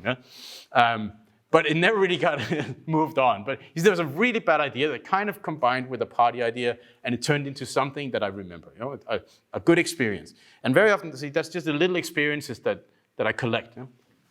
And every time, I just watched the documentary a few weeks ago, and I saw that one party, and everybody's like, one guy fucking jumped out of a cake. We spent a whole week to build a cake, and he jumped out of the cake, blinking sunglasses, and I'm like, I'm gonna remember that on my deathbed, right? That was an absolutely beautiful moment. So who cares if I spent like 300 euros on neon sunglasses? But that's a great example of something that I'll value once this is over. Anyway. Being good at executing is often about being good at failing. So you just gotta fail. When you then decide to when I decide to kind of move in on something, let's say I let them cool off, I give it time, some combinations pop up, and like, this is fun, I will try to do this. Then I have a few at least one main technique that I use all the time to make myself execute an idea. And it's pretty simple. I just kind of give it responsibility. And the way I do this is through fear of public humiliation. And pretty much humans are kind of simple monkeys. We just crave social recognition, and we fear public humiliation. Those are like the only two things, and literally everything we do, pretty much, is just based on that, right? We still act as a pack of gorillas, and it's all about making sure you're high enough in the pack so you get to eat, right? And you don't get left behind if you're injured. Right? Pretty much that's it, right? We just always want to get up a little bit or down a little bit. The clothes we wear, the car we drive, the food we eat when we're together with other people, pretty much everything we do, or what we post on Instagram, is about gaining that social recognition and making sure we're at the top of the monkey pack, right? And people want this, humans want this so much, myself included. It's like, it's such a strong instinct that we will do everything for that. Like, imagine people will not watch their kids grow up because their career is more important, so they can make enough money to live the right place and have the right car and get that social recognition, and then they will leave someone else to raise their kids for the first many years, and they don't see them grow up. That's how much we want it. Even some people are willing to die, go to war and die for that. That's not why they go to war, but they say, that's absolutely horrible. You have to go there and see people die and shoot people in the face and see kids die, and you fly somewhere else and just try to start shooting people, and it's horrible. But the way that you can get away with it is say, if you survive, you're a hero, and you get a medal, or maybe even a stripe on your shoulder, right? So it's okay, right? Because your place in the hierarchy is secured if you do that, right? So that's how much people want to do it. They will go to war, they will not see their kids grow up, All these things they will sacrifice to make sure we're in the top of the monkey pack. And taking an honest look at yourself, you will see how many things that we all do. And some people are to more extreme than others, obviously, right? But social media is a very obvious kind of channel for this. It's all about making sure that everyone sees that your life is amazing, so that you keep gaining those points in the monkey group. And Jiu-Jitsu is an absolutely amazing vehicle for this, and I truly believe this is why Jiu-Jitsu is highly, highly successful, because we have a very well-defined hierarchy in Jiu-Jitsu in the group of monkeys, right? And this makes people comfortable. If you go in and you know exactly where you are compared to a group, it makes you comfortable. If you don't know who's who, it will instinctively make you uncomfortable. When you walk into a Jiu-Jitsu club and everybody has visual indicators of where they are in the hierarchy, even with like subdivisions of stripes on the belts, you're like, oh, this is wonderful. Here's a blue belt 3 stripes and I'm a blue belt 2 stripes. So it's okay that he's probably gonna beat me and that's gonna be fine, yeah? And then suddenly if you have a blue belt giving a brown belt a hard time, something's not right. People like, instinctively you're like, can't be right, there's something's up. What is up with this brown belt? Like instinctively we feel that something is not right because our hierarchy is well defined and it's supposed to be like that. That's also why it's weird that we have like 8-degree black belts, but any competitive purple belt will kick their ass, right? There's a reason why the average age in the Premier League is like 23 years old, is because that's where we peak athletically, right? But on the parallel to that, we have a kind of a artificial hierarchy of belts, which just doesn't match reality, and that's where things get a little bit weird. Huh? But as long as you have this hierarchy, the people on top can still be the world leaders in a sense, at least in the hierarchy. Maybe not in skill, but in the hierarchy, and that's how they can keep their business because they're the world leaders, right? So, we have the belt system up until black belt, all based on pretty much on skill, right? That's pretty good. That's great for competition. We can make divisions. Problem is when too many people, you have a pyramid, when too many people become black belts, the top gets too wide. There's too many people, right? So those who were there first, they kind of lose their status. And who will make, if there's 100,000 black belts, who will pay a black belt for a seminar? Nobody. Who will pay him for affiliation? Nobody will pay that because he's not something special. He does not have enough social recognition to be a world leader to sell social recognition in his affiliation. So what's the solution? Build another pyramid on top with more stripes on the belt, only based on time, which ensures that whoever was first will always be on top. Right? Every 3 years you get a stripe on the belt. All you have to do is stay alive. And if you stay alive long enough, you get, and this is not even, look at IBJJF, you get silver on your belt and then gold. It's fucking weird. You get gold stripes on the belt at some point. Yeah, and then you get a red belt or something. And the last belt is only reserved for the Gracie family, the original self-promoters who just promoted themselves to black belt out of the blue, and this is built to make sure that we're on top of the hierarchy. That's how much we want it, right? But it's comforting that we know, I know exactly where I am. And also, what you can do with Jiu-Jitsu, you sign up for a group of monkeys, enter the group of monkeys, and through hard work you can climb the ladder. That's why it's so nice, When you put in some hard work, you get the recognition, here is the belt, congratulations, monkey 1-up. And you're like, that felt great, Now everybody's gonna look at me and see I'm better than the white belts, yeah? It's a real feeling of joy. But if you're at a family dinner, and you try to explain to your grandmother why a blue belt is the most important thing in your life, she will be like, because she's not in that monkey group, she'll be like, oh, that's cute. What do you say you're grown-ups who give each other colored belts and little certificates and stuff for wrestling? That's cute. Nobody can take that serious. But in the Jiu-Jitsu world, this is everything. Everyone training Jiu-Jitsu, 99%, have a picture of them in a gi with a belt on, or at a competition, on their Facebook profile, right? Everybody have that fucking shit, right? There's a reason for that, because you have to display to the other monkeys, this is where I am in the group. If you walk into an academy, you've never been there before, it's no gi day. It's weird. You roll with someone like, he's good. Is he a black belt, or is he just really strong? Or, it's strange. Next day it's gi, they're like, he was a black belt, Like he was not just an athletic blue belt. Or like, fuck, he was an athletic blue belt. Damn, I better tell him I was injured or something, Like, it's funny because it's true. I can talk about this forever, but I'll just do one more thing. Competition. It's the ultimate vehicle for social recognition versus public humiliation. Why is it difficult to compete, like mentally? Because when you roll in the gym, nothing happens if you tap out. Nobody's watching. In a competition, at least you imagine everybody's watching. That's why, fuck, if I lose, I don't live up to my status in the group. I don't live up to my 3 stripes white belt, right? Because I lost to a 2-stripe white belt. So this disturbance in the matrix, the hierarchy doesn't work. I fuck it up, right? And everybody's watching, so I'm gonna be the last monkey to eat if I lose, right? That's what your brain says. But what if you win? The best feeling ever, right? Because you monkey one up, yeah? There's a reason why they raise the arm of the winner. They know who the winner is, right? It's right on the computer. It's not like a secret, but they have to show everyone. Monkey one up, yeah? This guy gets to eat tonight, yeah? And the other guy is like, fuck my life. I made so many mistakes. And what he's really worried about is that he's just a little bit lower in the monkey hierarchy. Imagine a competition with no podiums and medals. Who the fuck would compete, right? Because the only thing people do when they win, put a picture online of the podium, right? And the medal. Here's the medal. Look, everybody see, I won. A medal has one purpose and one purpose only, is for those who did not see that you monkeyed up, they can see it now later. You have a proof. Medal, certificate, belt. It's just a symbol so people can see, oh, I was once promoted to purple belt. By the way, you were not there, but look, see, I'm this monkey, yeah? And the same with competition, like you get a medal, we know who won, there's no big deal, but you need to post that so people in the community can see that you have one-upped, right? That's why competition is really interesting, like mentally, I think, because you challenge those extremes of human nature.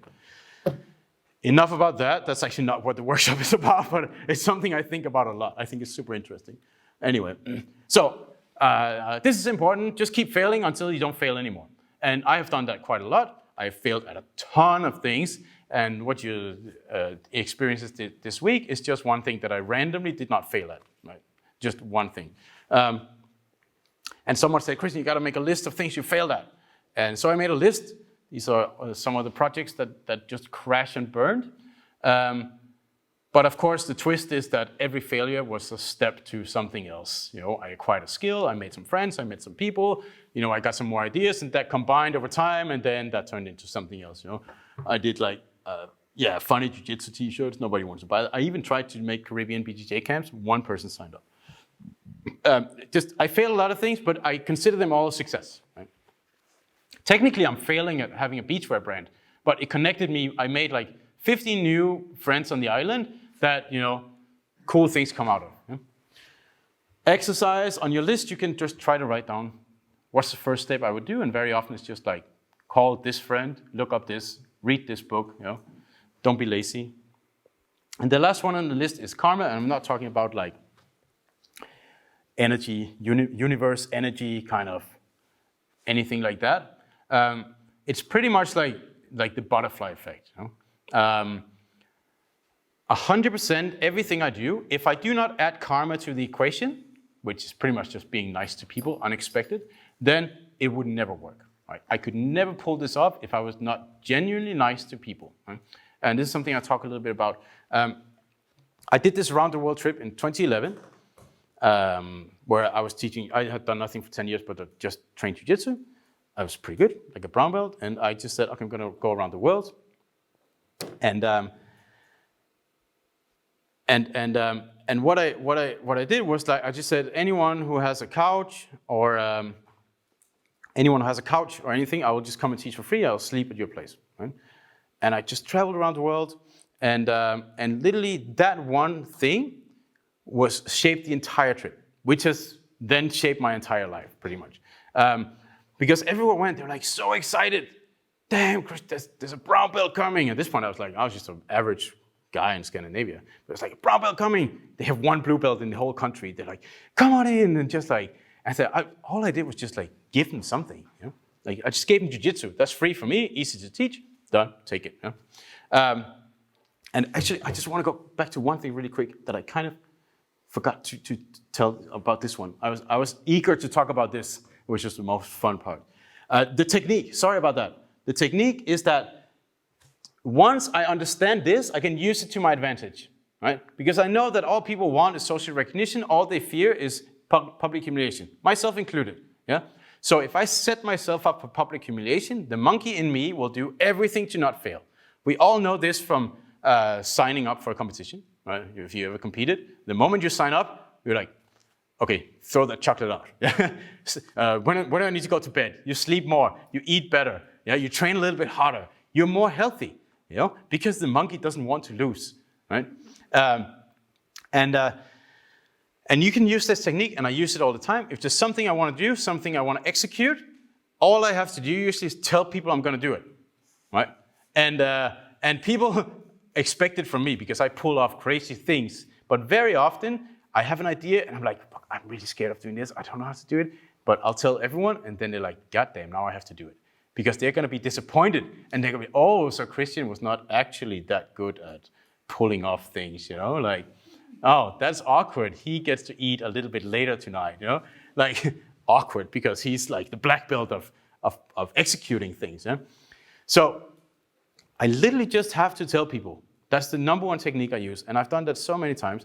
When I decided to travel around the world, do that trip, I was really scared, and like I had no idea how to do it, and I said, I want to leave for maybe 6 months or something, but I didn't know how to like get started. So the thing I did was I purchased the domain name, bjjglobetrotter.com, set up a simple blog, one blog post. I said, I'm going to travel around the world from February for 6 months.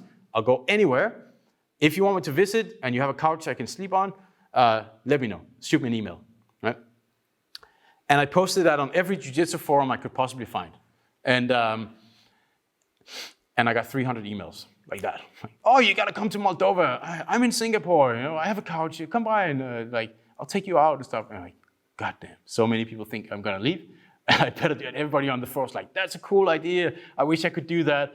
And then I go to the gym at night. I tell all my team, in 6 months I'm gonna leave. I'm gonna leave for 6 months, and you're gonna be on your own. They're all like, oh, that sucks for us, but how cool for you. We're so excited. Can't wait to hear about it. And inside I'm like, fuck. Now I have to go. And immediately I just see the monkey. I can kind of step out of my body. I just see the monkey in myself just like, go to work, start looking at plane tickets, start making a route on Google Earth, and like just get started, right? Because I cannot afford 6 months later to show up in the gym again. Oh, hi guys. Oh, I didn't go anywhere. That'll be like super awkward. Nothing would actually happen. It's not actually awkward or anything, but the monkeys are all looking at me and saying like, oh, embarrassing. Yeah. The same, I randomly got the opportunity to move to the Caribbean, just like out of the blue. And I'm like, God damn, that's so scary. That's like one of the most scary decisions ever. Like, quit your life. Like, one kid in like a daycare has a lot of friends, grandparents, another kid coming. And like, that is a hugely dangerous thing to do. Just like pull up your life, go to another, like a rock in the Atlantic, a warm one, not the cold one. And just start a new life, a new culture, a new language, everything. That's like, damn, that's so scary, you know? But what if I say no? I will think about it forever. So it's like, I have to try. I can't not try. Yeah?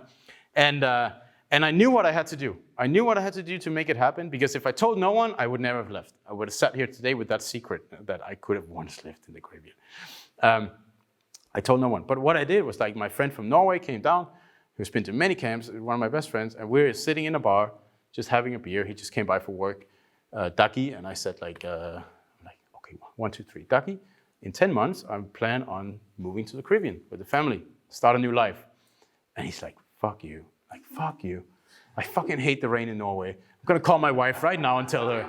And he's like, fuck you. That's so cool, man. Come here. Like, oh, damn, I wish it was me. Oh, cool. And I'm like, and then I go to the gym the next day. I got to double down.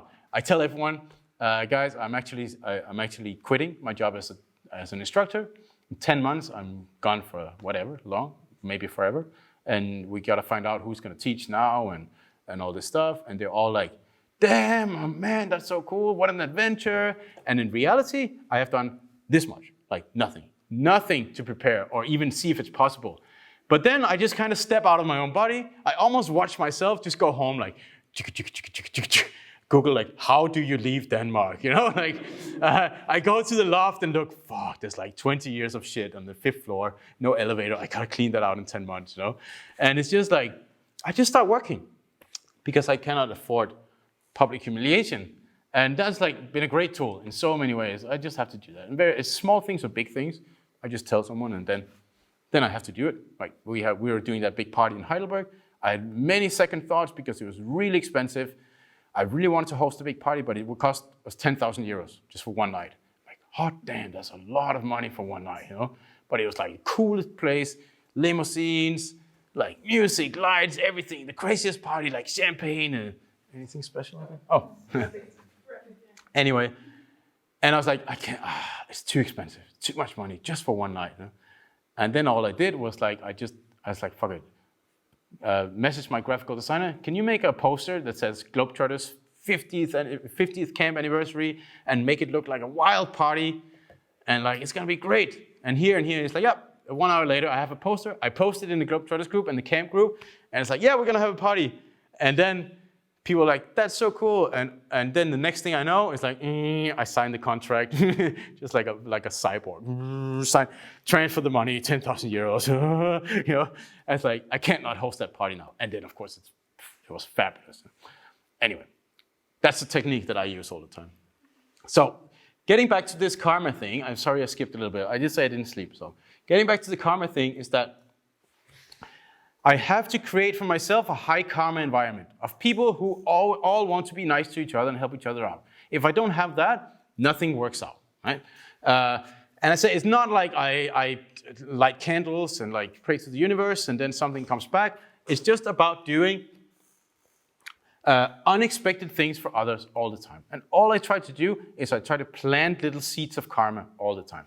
And the way I kind of started doing this was from that round the world trip, where I just offered everyone, I will teach for free, come to your place, teach for free if you just give me some food and a place to sleep, a couch. And I got so many invitations. I ended up going to 56 academies in 6 months.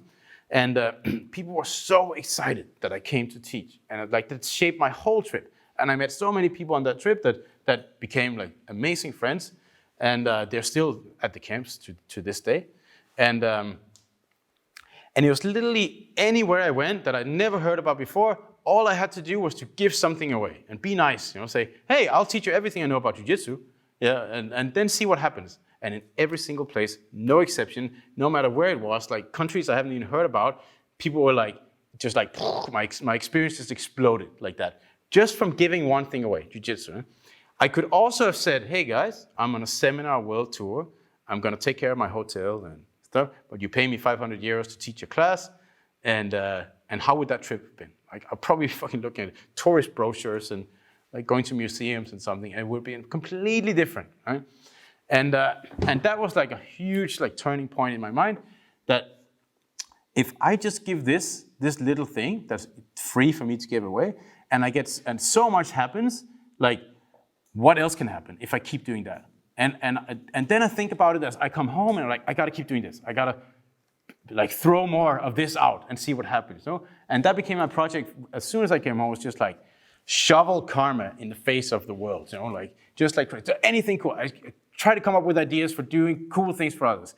And very often it's just like doing something unexpected. That's really the key. And I try every day. I try to do something nice for anyone. If I see an opportunity to help someone or share my skills or something, immediately I'm there, because you never know what's gonna happen. And here's my very scientific illustration about this. If you give someone a kitchen machine on their birthday or Christmas, the value is this. Yeah, but if you show up at your neighbor's on a Tuesday and give them a kitchen machine, they will probably love you for life, you know? Like, it could be a kitchen machine or a breakfast, you know, or something, anything, yeah? And that's when it's unexpected, it's worth so much more, yeah? And that's really key. And I have this pretty much like, I call it karma currency. Things you can give away. Skills, you're good at something, like let's say you're good at taking pictures, something, right? And someone has like, I don't know, some event, you say, hey, do you want me to come by and take some pictures? It doesn't cost you anything, yeah? I give away skills all the time, and that's just a seed of karma planted, right? You can also give time. Let's say someone needs help with something. It's like, hey, do you want me to come over and help you out or something, or give a few hours? That's highly valuable for some people. Initiative or money is kind of the most boring way of giving karma, but you just maybe buy someone something.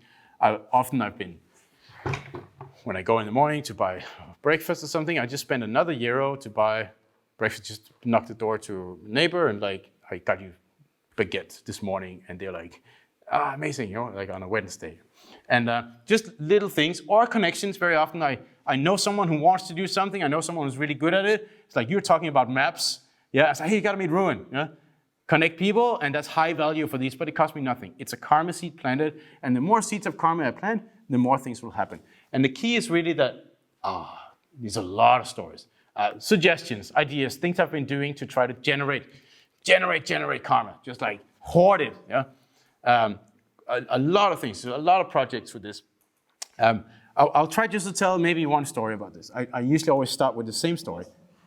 I came home from that round the world trip and I said, goddamn, I gotta do some nice things, more nice things for people and see what happens, because that shaped literally everything in my life, that I just gave something away and I made that trip around the world. And I still kind of get the things that I did on that trip still kind of echoes today and makes things happen today. Huh? And one thing I did when I came home was that I was sitting and thinking, was there any opportunities I missed where I could have done something? Like I planted a seed of karma that I missed. Yeah? And was there anything I missed out on? Anything? And I remember there was one guy, I used to make this t-shirt, jiu-jitsu t-shirt brand. I tried to start with funny jiu-jitsu t-shirts. It was called Roll, Eat, Sleep, Repeat. The Gracie Academy copied it later, but that logo. But anyway, I made like funny jiu-jitsu t-shirts. Problem was I was the only one who thought they were funny, so I was wearing them and nobody wanted to buy them. But I learned a lot about like drop shipping, printing technology, like web shop and all this stuff. And I acquired a few skills that I still use today. Yeah, even failed project, but something positive came out of it. And I had kind of shelved it. And I probably spent maybe 2,500 euros on it. And I kind of like closed it down. I was like, one project done. Yeah? And that was like maybe a few years earlier. And one guy emailed me from Australia and said like, hey, I saw these t-shirts. Do you still sell them? Because I really love the Roll, Eat, Sleep, Repeat. I just want one for myself for the gym or something. And I told him like, no, sorry, I closed it down. I'm not gonna open the whole thing just to print one t-shirt and send it to Australia. And he was like, okay, cool, that's fine. And then like years later when I'm sitting and thinking about was there any missed opportunities, or maybe like months later, was there any missed opportunities for where did I miss some karma? Because I need more of this, because that obviously made amazing things happen for me. And I was like, okay, you know what?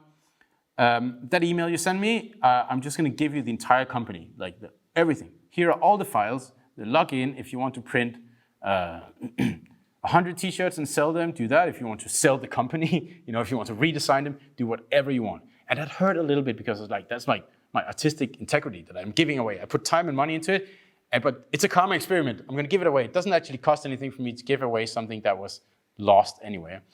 And I'm like, hey, take them, print some, sell them, restart the business, do whatever you want. This is an experiment. And he goes like, oh, that's super cool, man. I'll print some for me and my friends and give them in the gym. And like, thank you. What else have you been doing? And like, oh, I just did this round the world trip. I'm writing a book about it. And it's like, cool, I'm gonna check it out when it comes out. Huh? Heard nothing. Karma seed planted. Time passes. Most of the seeds turn into nothing, but some of them starts growing. Yeah. And then suddenly I'm like, more than 6 months, maybe almost a year later, some guy emails me and says like, hey, I just finished your book, loved it. My friend recommended it to me.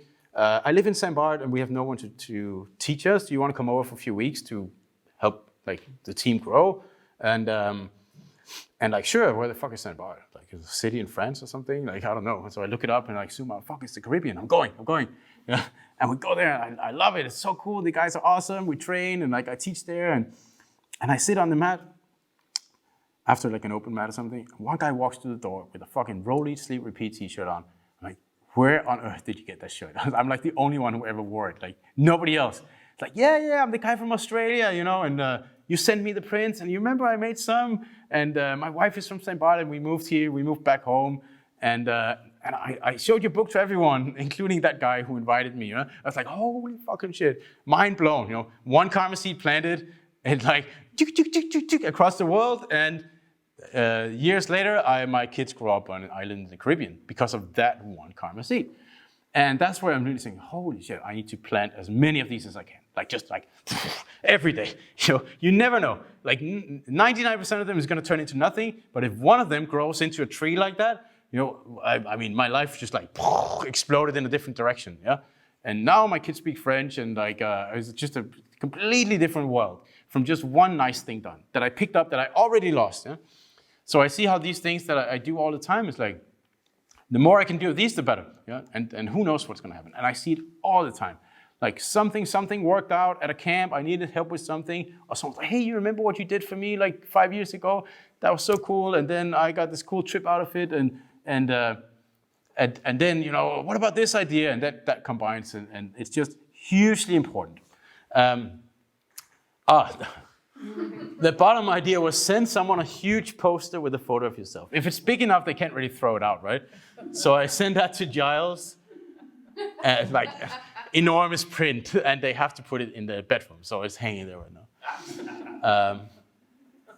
So I think it's all about building honest relationships and creating a high calm environment. And I think building honest relationships is very, very important. And that's something I think a lot about in jiu-jitsu is situations where it's really difficult to build an honest relationship with people is that if one part really wants something from the other part. Very often in our world, it's about promotion. Let's be honest. You can be friends with someone who's an absolute douchebag for years, or maybe even abusive, because you want to climb the hierarchy, right? It is so important to you to climb that hierarchy of monkeys. You cannot break out, because if you leave the pack and go to the other side of the hill, what's going to happen? There might be someone who will kill you, or there's no food or something, right? And I think that's highly problematic with those relationships where people want something. That's why I don't want to promote anyone. I don't want that. I don't want to be like the guy who comes to town for a seminar and promote everyone, because I never know if the relationship is honest because they want something from me. Right? And as one guy said to me many years ago, a friend of mine, and it stuck so well, that you really get to know people once they don't need anything from you anymore. And that has been so true in my life. And that's why I'm very, very kind of touchy about building relationships where people want something from me. That's why people are like, can you be my sensei and like promote me? And like, I don't want to touch it. I'm not interested. Let's just be friends without you like sucking up to me. Imagine how the camps would be if every time, this is my nightmare scenario, every time I go to camp, there's like 15 guys trying to buy me lunch all the time. Like, that would be horrible, yeah? Hey, Christian, what's up? What's up, man? How's it going? 3 stripes soon? Like, I don't want that shit. I just want to be regular friends with people, yeah? Because that's very often you see people break away from someone after they got the black belt because they set them free at black belt, kind of. You don't really need any. Then, of course, you invent stripes on black belt, so you have to hang on. At least for 6 more years, so you can also promote a black belt, right? This guy, and this is my professor, something is such an idiot, but I just gotta wait 2 more years, then I got 2 stripes, then I can promote black belts, and this is all a fantasy that we just came up with, like, it's not real, it's like money, or like, it doesn't exist really, but we want it so much that and that can really build some very unhealthy relationships. I see that a lot in jiu-jitsu. So I personally stay away from that as much as possible. And the other thing is like create a high calm environment. It's not about I do something for you, you better do something for me, all right? If you have that approach, I don't believe it works. It's like the more you can throw out, the more it attracts people who also want to help out each other, and the more people are interested in helping out each other, the easier things become, right? And this is kind of my conclusion from that around the world trip and how I've tried to build everything ever since, pretty much. My academy at home and Globetrotters and everything. Every person I meet, because I had to do that on the trip, it was like literally anywhere I went on that trip, if I went to a random city, random academy, walk on the mats, talk to someone, there is a real potential that they would change my trip in a way, right? I meet some random guy in Colombia or something, and he's like, oh, you should really go to Ecuador. I have a buddy there, and I'm in Ecuador, and I'm in an Irish bar in Ecuador, which is a jiu-jitsu club and an Irish bar, but it's all built with IKEA stuff and like just green paint, and there's just like German beer. But they really like Irish pubs. So it's like they built an Irish pub on top of their jiu-jitsu gym. And it's just the most random place in the world, in Ecuador. And then I'm like, hey, my buddy lives in, I have a friend who lives in Galapagos. And I'm just like super drunk. I remember I was like trying to empty, you know, one of those shoes with beer after open mat. That, and then they bring in like shots on fire, and I'm like, there, and it's like, hey, you gotta go to Ecuador tomorrow, to Galapagos tomorrow. My friend Mario is there, and you see, like, just like, holy shit, no, everybody wants to help because I want to help them. And then I end up living in Galapagos Island with the locals for like a week and sleeping in a hammock in someone's living room, and it was like the coolest shit ever. Huh? And that was just like experience because I just like shovel karma out. Right? And I really said, every person I meet, if I have an open mind, I imagine they're potentially my next best friend, then you never know what's going to happen. Every single person I meet could change direction in your life. Right? I could have like said, fuck you, man, I'm not giving you my t-shirts. I spent money on that. You know, that's my design. But then I would have missed, imagine what I would have not even known the opportunity existed in my life that I could have lived in the Caribbean. So that's important. That's what I teach everyone who has been working for me, and I think that's usually that's also a matter of personality, of course. So an exercise could be 10 ideas you could do one day is just try to make a list of how to acquire more karma. What could you do for someone? Unexpected is like double points. Yeah? And then that's pretty much it. And all I do every day, and in some weird way, that has become my job. I just feed that network. I just try to have a small idea muscle, combine skills, connect with more brains, have confidence in failing, and just add karma. And it looks like this. And literally my job, my actual office job every single day is that I sit by my desk and I try to do some of this. Right? What can I do nice things with people today? What can I try and fail at? Right? What ideas can I write down? Yeah, what skills can I improve or something new to pick up? And who can I talk to or what book can I read? And that's literally my actual job at this point. If I do that, things just happen. Like, just happen. Of course, you have to add time, yeah? Because it doesn't just happen in 1 week. I did this for more than 20 years, probably. 30 years, fuck, yeah, I'm 30. I thought I was 30, right? But I'm actually almost 40. If you notice, luck is not part of the equation. I cannot look back at anything I've pulled off where luck was part of it. It was never like, oh, that was lucky that someone invited me to live in the Caribbean. No, that was a seed of karma intentionally planted in my life, nothing to do with luck. It was not like someone just like, I was standing in the supermarket, someone poked, hey, do you want to live in the Caribbean or something? It did not happen like that, you see? It was just this, just planting seeds of karma.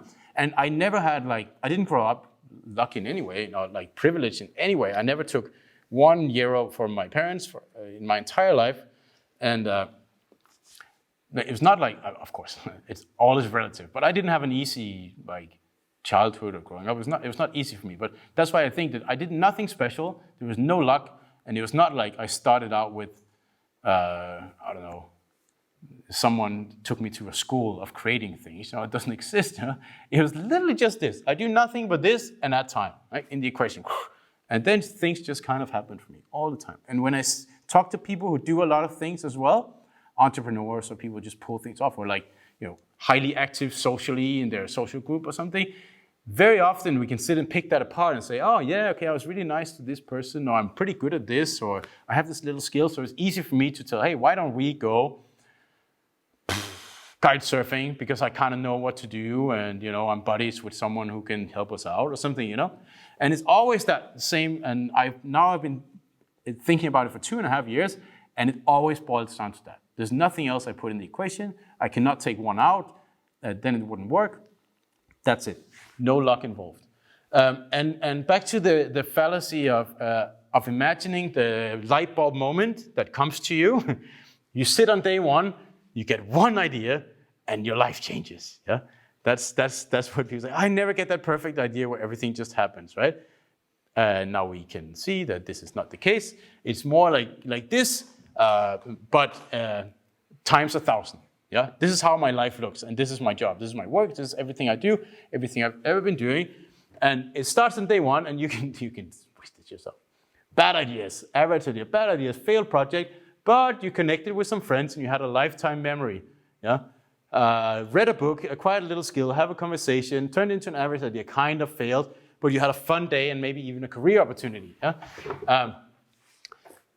Combine that with some karma, it turns into like an okay project because you have some new skills, you read a book, what does it say? New friends, time of my life experience came out of it. That's pretty cool. That's valuable, even though everything failed.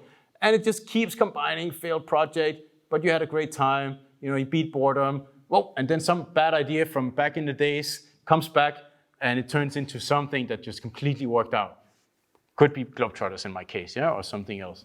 And that's really it. And this is how everything works for me all the time. And the more I kind of have been thinking about this and analyzing it, the more I see that it's true. And the last 2 years has also been my experience in trying to do this more. And if you could, I don't have it, but if you could make some data on how much shit I've been pulling off, then the last 2.5 years is like exponential. It looks like the current infection rate in Europe of coronavirus. It's like, let me try to just go all in on this. Like, that's what I decided 2 years ago, because I've always been doing it, but subconsciously, because I never thought about it. But now I'm like, let me try to do this and just do it a lot. So it's like, this is gonna be my job. I sit at the desk and I try to do this. And then, things I pulled off have just been like wild compared to the last 30 years. So that's like the theory. And for me, practice, it might not be the same for everyone else. And one thing that kind of also get me ahead of the game, this is like a theory kind of level 2, is I try to build some idea vehicles. I'll try to get to that do that pretty quick. One of the first idea vehicles I did was martialarts.dk before Facebook and social media. I did this Danish martial arts community website with like forums and stuff, and it was hugely successful. It's been running for 20 years now, the forum, and people are still using it. And out of that, it's like a vehicle for things to happen, because when I have that, it's very easy for me to make a grappling competition, or start practicing writing articles, or make a training camp. That's why we sit here today, because I had that idea vehicle that we have a community of 3,000 people. Do you want to meet up one day in the summer and just train for a weekend? Sure, and then balls started rolling, and here we are, 56 camps later. So that's one vehicle. This is another one. This is my academy in Copenhagen, and I used that to do a lot of parties, traveling with friends. That was the best part to come out of it. I made a lot of friends just by having that thing. Competitions, a lot of skills. I just connected with a ton of people. And here's another idea vehicle, and it's very conscious that I try to build these vehicles that can make it easier to accelerate ideas and projects. And Globetrotters is kind of blowing up and getting wild, but I look at it as a little vehicle that I can add things into. And the more of these things I can add into the Globetrotters vehicle, the easier it is to just pull off wild projects out of the blue. Right? And I'll give you, this is another one, create something. There's only a Facebook group and this workshop. And this is the beachwear brand. This one is the biggest one, because I just get local karma like crazy from the beachwear. I have a ton of shorts. Shorts cost like 100 euros in St. Bart. That's what we sell them for. But I have 400 in my bedroom, and I give them away to as many people as I possibly can on the island. Every time I meet someone, hey, do you need some shorts? Hey, take shorts, sunglasses, what do you need? Take it. And that's just like local karma. And I connect with people in a community of 9,000 people that is highly valuable. Like, imagine if you have 9 million people. So that's like, that's equivalent of connecting with 1,000 people, like right there, like that, in your community. Here's someone we know. And as an example of when you own an idea vehicle, you can pull crazy things off in no time, is something like this. We were in Iceland. Gumi was gonna teach the first Glima workshop at the camp, and we thought, we'll do a little competition for fun on the mats and stuff. And then the day before, we're walking outside, we see this fucking Viking temple or something. It's like, it's the coolest place. And we're like, damn, immediately I put in my ideas, we should do something with the Viking temple outside of Mjolnir. And like, what can we do? Wait, we got the competition tomorrow. And suddenly the ball just starts rolling. Ideas. And within no time, in a high karma environment where everybody's super interested in helping each other, everybody gets together and say like, this is cool. We all want to make this happen, So can we get some mats? Hey, do you have some friends? And I remember I called you, hey, go, you gotta invite some friends for tomorrow so they can fight the tourists, And he's like, yeah, sure. And then fucking Icelandic strongman team shows up the next day. And since I was a child, I always wanted to be in kumite from Bloodsport. That's like, I wanted to compete at the kumite. And this was the kumite. Were you there? That was the first one? You were the second one. We had the big speaker, and I was playing like kumite, kumite, and everyone was sitting around like that and chanting kumite, kumite, and I had literally goosebumps for like an hour, like nonstop. It's the fucking kumite, right? And that is a time of my life experience, which is, those are the ones that I cherish. Fuck the money. When I'm about to die, I'm gonna think about the kumite. I was once in the kumite, and Gumi was like lifting these poor, like little tourists. Like, oh! And I'm like, this is the best thing ever, yeah? And amazing, we pulled that off in less than 24 hours by having an idea vehicle, right? Combining things, high common environment, easy. And people are like, damn, Christian just pulled off the fucking kumite, right? But you see how I did it, fairly easy. I fed the network for a long time, yeah? And another one was like, these guys met at the Heidelberg camp, and then like 11 months later, they post like, oh, we're engaged. And like, oh, everybody, cool, man. And then as a joke, I say, I can become a minister and marry you at the camp. And they're like, sure, let's do that. It's a great idea. Like, fucking hell. And now I told everyone, and they're excited, so I have to do it. Yeah, I can't fail at that. And I'm like, does anyone want to help me? Luckily enough, we have an idea vehicle, lots of people and people in a high common environment who are used to doing exciting things together, you know, like, who wanted to help me if I was like a cheap idiot, you know, who just thought about myself and like, that Raskar, you still owe me €5 or something. Like, if I was really cheap and I didn't care about doing nice things, you know, nobody wants to help me. I would be on my own. But 12 people signed up for this to help with the wedding. And literally in like 10 days, we arranged a full-scale wedding, and it felt like was anyone here? You were there? Yeah. It literally felt like a real wedding, right? We had the outdoor wedding. I'm a registered minister in the US right now, so I married them. And we had more than 200 people, and it was kind of people like, oh, that's cringe, you know, like marrying a gi. But honestly, that was their real wedding. They had to go and sign the papers somewhere else, you know, with the authorities, just like the IBJJF. One person promotes you, someone else signs the papers. And but for them, that was the real wedding. It was the real wedding. And we had an open mat. The first dance was a round of sparring, you know, with the music and everybody cheering. And we had an open mat with the beer and cake and champagne. And Prit was so drunk at that open mat. My God. This is the first time I really saw Prit drunk. Like, I remember he was rolling, like, time. He just walks off the mat, goes to the table, and it's like, he takes a random glass, and it's like, just like people left some champagne. It's like, put it all in the glass. Pour some beer, it's like, go back on the mat, and just like, turtle. and I was DJing, I was like, this is the most fun ever, you know, like, oh my God. And these are the things that I will really remember when it's all over. Like, goddamn, I created that. That was fantastic, and everybody had the greatest time. Huh? And people can say what they want, if that was a real wedding or not, but these people have said, like, that was the best day of their life. Huh? And this time of my life experience is something that I chase a lot, both for myself, but also for others. And if I can create that for myself, it's hugely valuable. But if I can create that for someone else, that is like karma, 1 million points. Yeah? In a very, very early camp, one of the Copenhagen camps, you were definitely there, because all we did in my life was 10 years, we did nothing but train, eat, drink, travel. That was all we did, like nothing else, just like 25 guys and girls, and it was super fun. And then we said, let's invite someone along, and we had like 50 people come to our gym. We did the exact same thing. Oh, let's train every day till we have no more energy. Then we go and have dinner. Then we go get drunk. We do that for a week. And people were like, this was fucking great, you know. And one guy after the camp, he said like, Christian, I had the best week of my entire life. And like, for me, I was like, really? You know, that's all I do. But that's very relative, you know, because I did not sit in an office anymore. You know, I used to have an office job, and I was like, I could just see my path to the end. You know, I knew exactly where I was going, and I was like falling into deep depression and fear of not living up to the skills all that shit. Anyway, and he said like, I had the best time of my life. I was like, fuck, that was cool. I did something, and someone had the best time of their life. The time of their life. And then I thought, and since then, my goal has been to have one person at every single camp tell me that. 56 camp, never failed. There's always one person, and I don't fish it out. I wait for it.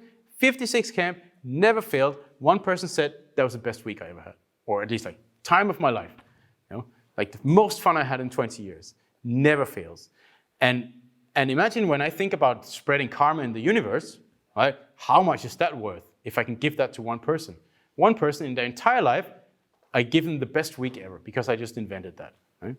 What will happen with that if I plant that karma seed? And what if I do it for 100 people or 1,000 people?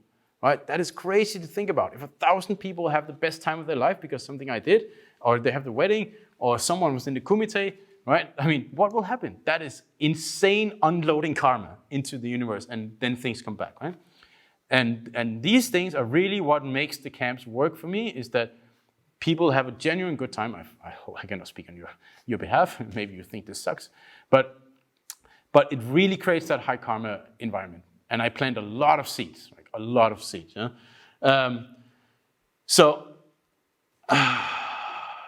Yeah, and then obviously one thing I get a lot is like, I can never do what you do, but if they want to take a few hours out, I can explain exactly what I do, and you see there's nothing magic to it. I just spent 20 years on doing these 5 things, and then for me, it totally works out. Yeah?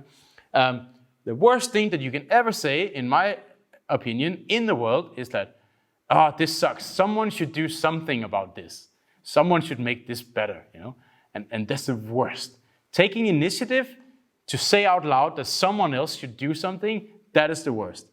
That is the absolute worst. If in my world, if you take the initiative, everyone else should shut up, right? Unless they say, hey, let me come and help you with doing this, they should shut up. Because it's only the person who actually makes things happen that gets to say like how it goes. Because it's very easy, let's say I organize a competition, I take the initiative, I put in all the work, I invest all the money, I did a lot of grappling competitions,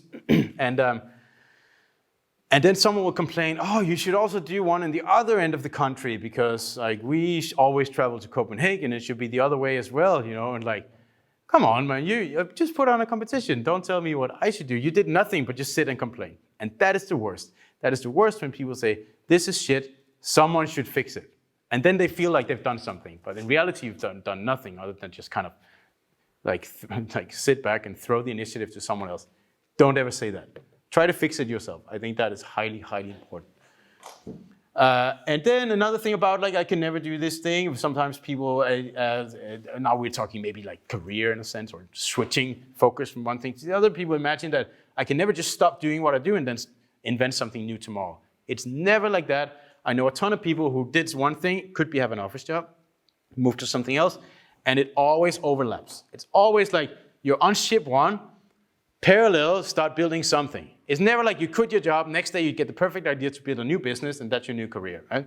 It's always something starts growing on the side, and at one point, you jump to the other ship. Every single person I know, myself included, always done this, right? But that's a huge like fear. It's like, I can't quit and just like swim in the water with no boat, yeah? You build another boat slowly, and maybe it takes a few years, but so that's why this is what I did. I started in school, and while I was in school, I was teaching myself programming just by reading books, very easy. Once I had the skill, I randomly met a person with a software company, and I said, can I work for you for free while I'm in school? And they were like, yeah, sure. I just come by like 2 days after school every week to learn something and work for them for free. Because I could do some graphical design and understand the code, and nobody really had that connection. So I was like, yeah, sure, and it's free, it's karma, yeah? I'll just work for you for free for 2 years. And they were like, sure. And I just came to work for free, and then after 2 years, school finished, and obviously I knew the system inside out, and I learned everything. They had to give me a job, and they were like, you pretty much have to stay. Now, you cannot go to university because you need to work with us because it's a valuable thing. So add some karma, take some initiative. Out of school, didn't need to study anything. I immediately went out and got a job that paid really, really well for my age when I was 17, and I could afford like an apartment and stuff. While I was doing that, I was building my martial arts academy, like parallel to that. And at some point, like after doing that for 4 years, I could quit my job and just live as an absolute homeless jiu-jitsu bum and just eat like cup noodles, but I could train every day for 10 years. Great. Parallel to that, I built Globetrotters. And at some point, this was like a really fun project. Sold the gym, jumped the ship. And you see, I have to start building some other ships slowly on the side. I don't know, at some point, Globetrotters has to stop. So I don't know how, but maybe a pandemic. But I have a few ships, on the side. Maybe one day, who knows, in 10 years, I'll just be doing this workshop. I hope not. I don't want to be a life coach. Anyway, best time to plant a tree was 100 years ago. The second best is today. So important. I have to remind myself about this all the fucking time. Because you always say, I'm too late with that idea. Huh? Do it today or 100 years ago. Those are your two options. Huh? And one guy, after doing this workshop, he talked a lot about it. He said, like, I always lived like goal-oriented. In like 1 year, I want to do this. In 5 years, my business must be this size. And he's like, I realized, Christian, you do the exact opposite. With no goals, but just kind of plant things and see what grows out of it. And that is completely true. I have 0 goals. I don't know what Globetrotters is going to be in 6 months. I don't know what my life is going to be in 1 year. I have no idea. I have no plans, no plans for the business. It has to be this size or this many members or something. No business plan. All I do is I just plant a ton of these. And if one of them grows into a tree that will change my life and make me move to the Caribbean or something, that's pretty cool, yeah? And I just keep doing that. And I trust the system of those 5 things. I feed those 5 things, and I trust it 100% because it's been working for me for 30 years. Huh? So a little challenge I gave myself very early when I started thinking about this. Let me try to get 10 new skills, plant 100 seeds of karma, and write down 1,000 ideas. That was my own challenge to myself. I did that maybe 2 years ago or something. And literally like, it exploded like a pandemic. Like, absolutely. And I say, if you try this if you want, and see if it works out. And if that does not drastically change things for a person, of course it takes effort. It's a lot of work. Right? You can also spend that time scrolling social media newsfeed. Of course, that's your choice. It's a lot of work. I put all my waking hours into this. And if that does not change someone's, I wouldn't say life, but if that does not significantly change something for one person, then I will quit the whole thing. I stop doing the workshop. I truly believe in the system, in my own kind of approach. And that's pretty much it. I obviously highly recommend it. It's pretty fun. As I say, as you can see, with all the time I put into this, I just can shovel up experiences and friendships and cool things to do and fun things. Like, how do we have a really good time as a grown-up? How do we even make a friend, like, as a grown-up? It's pretty difficult, right? I mean, unless you have jiu-jitsu, that helps. But what do you do after school? It's like, oh, my friend from school has a friend. Maybe I'll invite him bowling or something one day. Like, it doesn't really happen, And I have one friend from school. If I did not do all of this, he would be probably the only guy I would know today. Maybe a few guys from work or jiu-jitsu. But to acquire friendships is really, really difficult. Really difficult as a grown-up. But this helps me. And I went from that. And I talk with people a lot about this, like, how do you meet people as a grown-up? It's really complicated. But now, with this thing, my life is socially overwhelming. Like, I have hundreds and hundreds of people that I would consider really good friends. And that is both very, very interesting, but also kind of, in a way, sad, because I have, like, an overload, more than I can possibly handle, of people that I think, damn, this person is cool. I love hanging out, meeting, traveling together, and doing fun things. And then I see I know someone who's like maybe just have a few friends from school or something, and that's completely normal. But it's also like, in a weird sense, like, we all have jiu-jitsu and we kind of have a social life there, but it's an interesting thing. Anyway, and for myself, I think if there's some like psychology student or something, I'm sure like first semester they have like some basic analysis of people who are fear of missing out in life. There, I check all the boxes. Especially I lost a friend quite early, and that was like, holy shit, I cannot waste 1 day of my life. It's like he wanted to do so many things. He was very young, and like, I can't waste any time.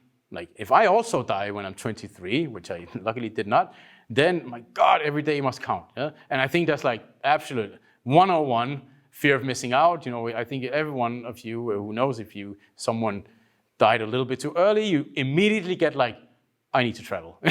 I need to go see the world and do crazy things. Yeah? There's no time to waste. Yeah? I cannot just fucking go around in the hamster wheel for years and years and nothing happens. And with that, I say, okay, I have 2 options. I need things to happen for myself. I can't miss out. 2 options. I can consume my way to experiences and friendships, which would be like, how do you do that? You just like buy a ticket to the movie theater, like that's one. You buy something else. You buy a car or whatever that you like driving, but it's too slow. I can't just fucking make money, spend them on experiences. Make money, spend. It's like, nothing is happening. Yeah? And the other option for me is like, I can create my way to it. And I see when I create my own reality and my all this, then I create all the things that I want, right? And I can tell you every single friendship and really cool experience I've had in the last 7-8 years, or before that, actually, yeah, way before that, because the gym counts as well. And every single person that I value as a highly, highly valuable friend, or things that I think about, some guy jumping out of a cake, you know, with wearing neon glasses, like all these things that I will think about and value when my time is over, is like, because I created it. Nobody came and like, hey, do you want to see me jump out of a cake? Just like randomly. And that would be cool and you remember it forever. Like nobody came to me with that. I can't just sit here and wait for that cool thing to just jump in my lap. I have to create that all the time. Yeah? And now it's just overwhelming, you know, and I know so many people and have so many cool things, and it's all because I just did it to create it, right? So that's why I feel like I have to push this and push it and push it and push it, because what can I miss out on? And in a sense, now when I think about it, in a weird sense, it's like become my responsibility, right? Because when I create things like this, like camps or events or social stuff or parties, actually someone get married and have kids. There are quite many Globetrotters kids. These are humans who only exist because I sat at home and said, let's try to invite 200 people to somewhere, and see what happens. One human being lives an entire life because of that one decision I made, right? Imagine when I wanted to learn jiu-jitsu in 2000 and nobody was teaching jiu-jitsu. Imagine if I was just sitting like this and waiting for an academy to show up that I could sign up and learn it, right? Imagine that scenario versus I say, let me try to learn this and start a club and see what happens. And then suddenly you have 700 members, and I have some of the coolest memories with these guys traveling around the world together, competing, doing all kinds of weird things, only because I made that decision, right? And we had 45 employees. That was their job, and like when they were studying, and that was their life to teach in gym. We gave them young people jobs and changed a lot of things. And all this would never even have been thought about if I had not taken that decision, right? And I see all these decisions. If I had skipped one, immediately I see, oh, these people would not even exist, right? Or these people would not say that was the best time of my life. They would have missed out on that. So, and I did like a camp in Austria where for the first time, we invited families with kids. And I don't really like kids, they're pretty annoying. I like my own kids. I don't like the noise. I want the camp to be quiet. And there were some kids there, and they just had the fucking best time ever. And I see these kids like 9, 10 years old, like some girls from Bangladesh and some girls from Norway, and they just became the best friends. And when they left the camp, they were like crying and hugging, like, I'm gonna come to Bangladesh, you know. I get all emotional thinking about it. And I'm thinking, kids have that experience in their life, that young. This is valuable for them when they grow up and they think back about their childhood. It's like, imagine once I had friends in Bangladesh, you know, and we had the coolest time. We climbed mountains together. And I think about that, and they're like, I have to keep doing that. Like, I cannot cancel that camp ever, because what would I steal away from someone for that? You know, what would I take away? And sometimes it's an experience, but obviously sometimes it's a relationship that I did not create, or a human being that did not get born. So in that sense, I'm like, oh shit, now the responsibility, there's a big pressure on my shoulder to keep doing that, because things happen like that. And that's super fucking scary, but also really interesting. Those people got married just because I decided to go to Heidelberg one day. Like, that's crazy. They're gonna live their entire life because of what I did. Obviously, the end game for BJJ Globetrotters is that I want a painting of me as an old man sitting by the fireplace with lots of children around me, and they're all conceived by people who met at the camps. And that painting is gonna hang in the family manor for generations. Yeah, that's awkward. Anyway, that's it. I think when I create, all these crazy things happen just because I make these decisions to do it. Sometimes, you know, people get married, they have kids, they, you know, have just a great time, have a fun day, you know, make a new friend. They're all valuable. But the only thing that's certain, you never know what's going to happen, but the only thing that's certain, as I usually think, is like, if I create nothing, then nothing will happen. That's the only thing that's for sure, right? Everything else is like, who knows? Throw out the seeds of karma and skills and ideas and see what happens. But if you don't do anything, there's only one thing you can count on, is that nothing will happen. That's it. Fuck the Q&A. I couldn't get createsomething.com, so it had to be .lol. There is a Facebook group, you can scan that, or you can just look it up. It's called Create Something. And there's a lot of people, almost 1,000 people who did the workshop, and like sharing ideas and posting pictures, and like it's really interesting. Some really cool things. You can read all about Ruins projects with the maps and stuff in that group, and all about the beachwear thing from day one. I posted about it. You can see how it kind of grows over time, and I think it's a really fun little community. I'll post the link in the Facebook group too. Any questions? That was a long one. I could keep going. Okay, we're gonna. What's the fake bachelor party? The fake bachelor party. Well, we're gonna. My friend and business partner was getting married, and he was so excited about the bachelor party. He was like, "Oh, he's been looking forward to that his entire life, you know. All the guys, you know, let's go out." So we decided to, because it was a little bit boring just to do a regular one. So we decided to do a fake one first. So we kind of abducted him at work, like classic thing. It's like, yeah, now it's happening, guys.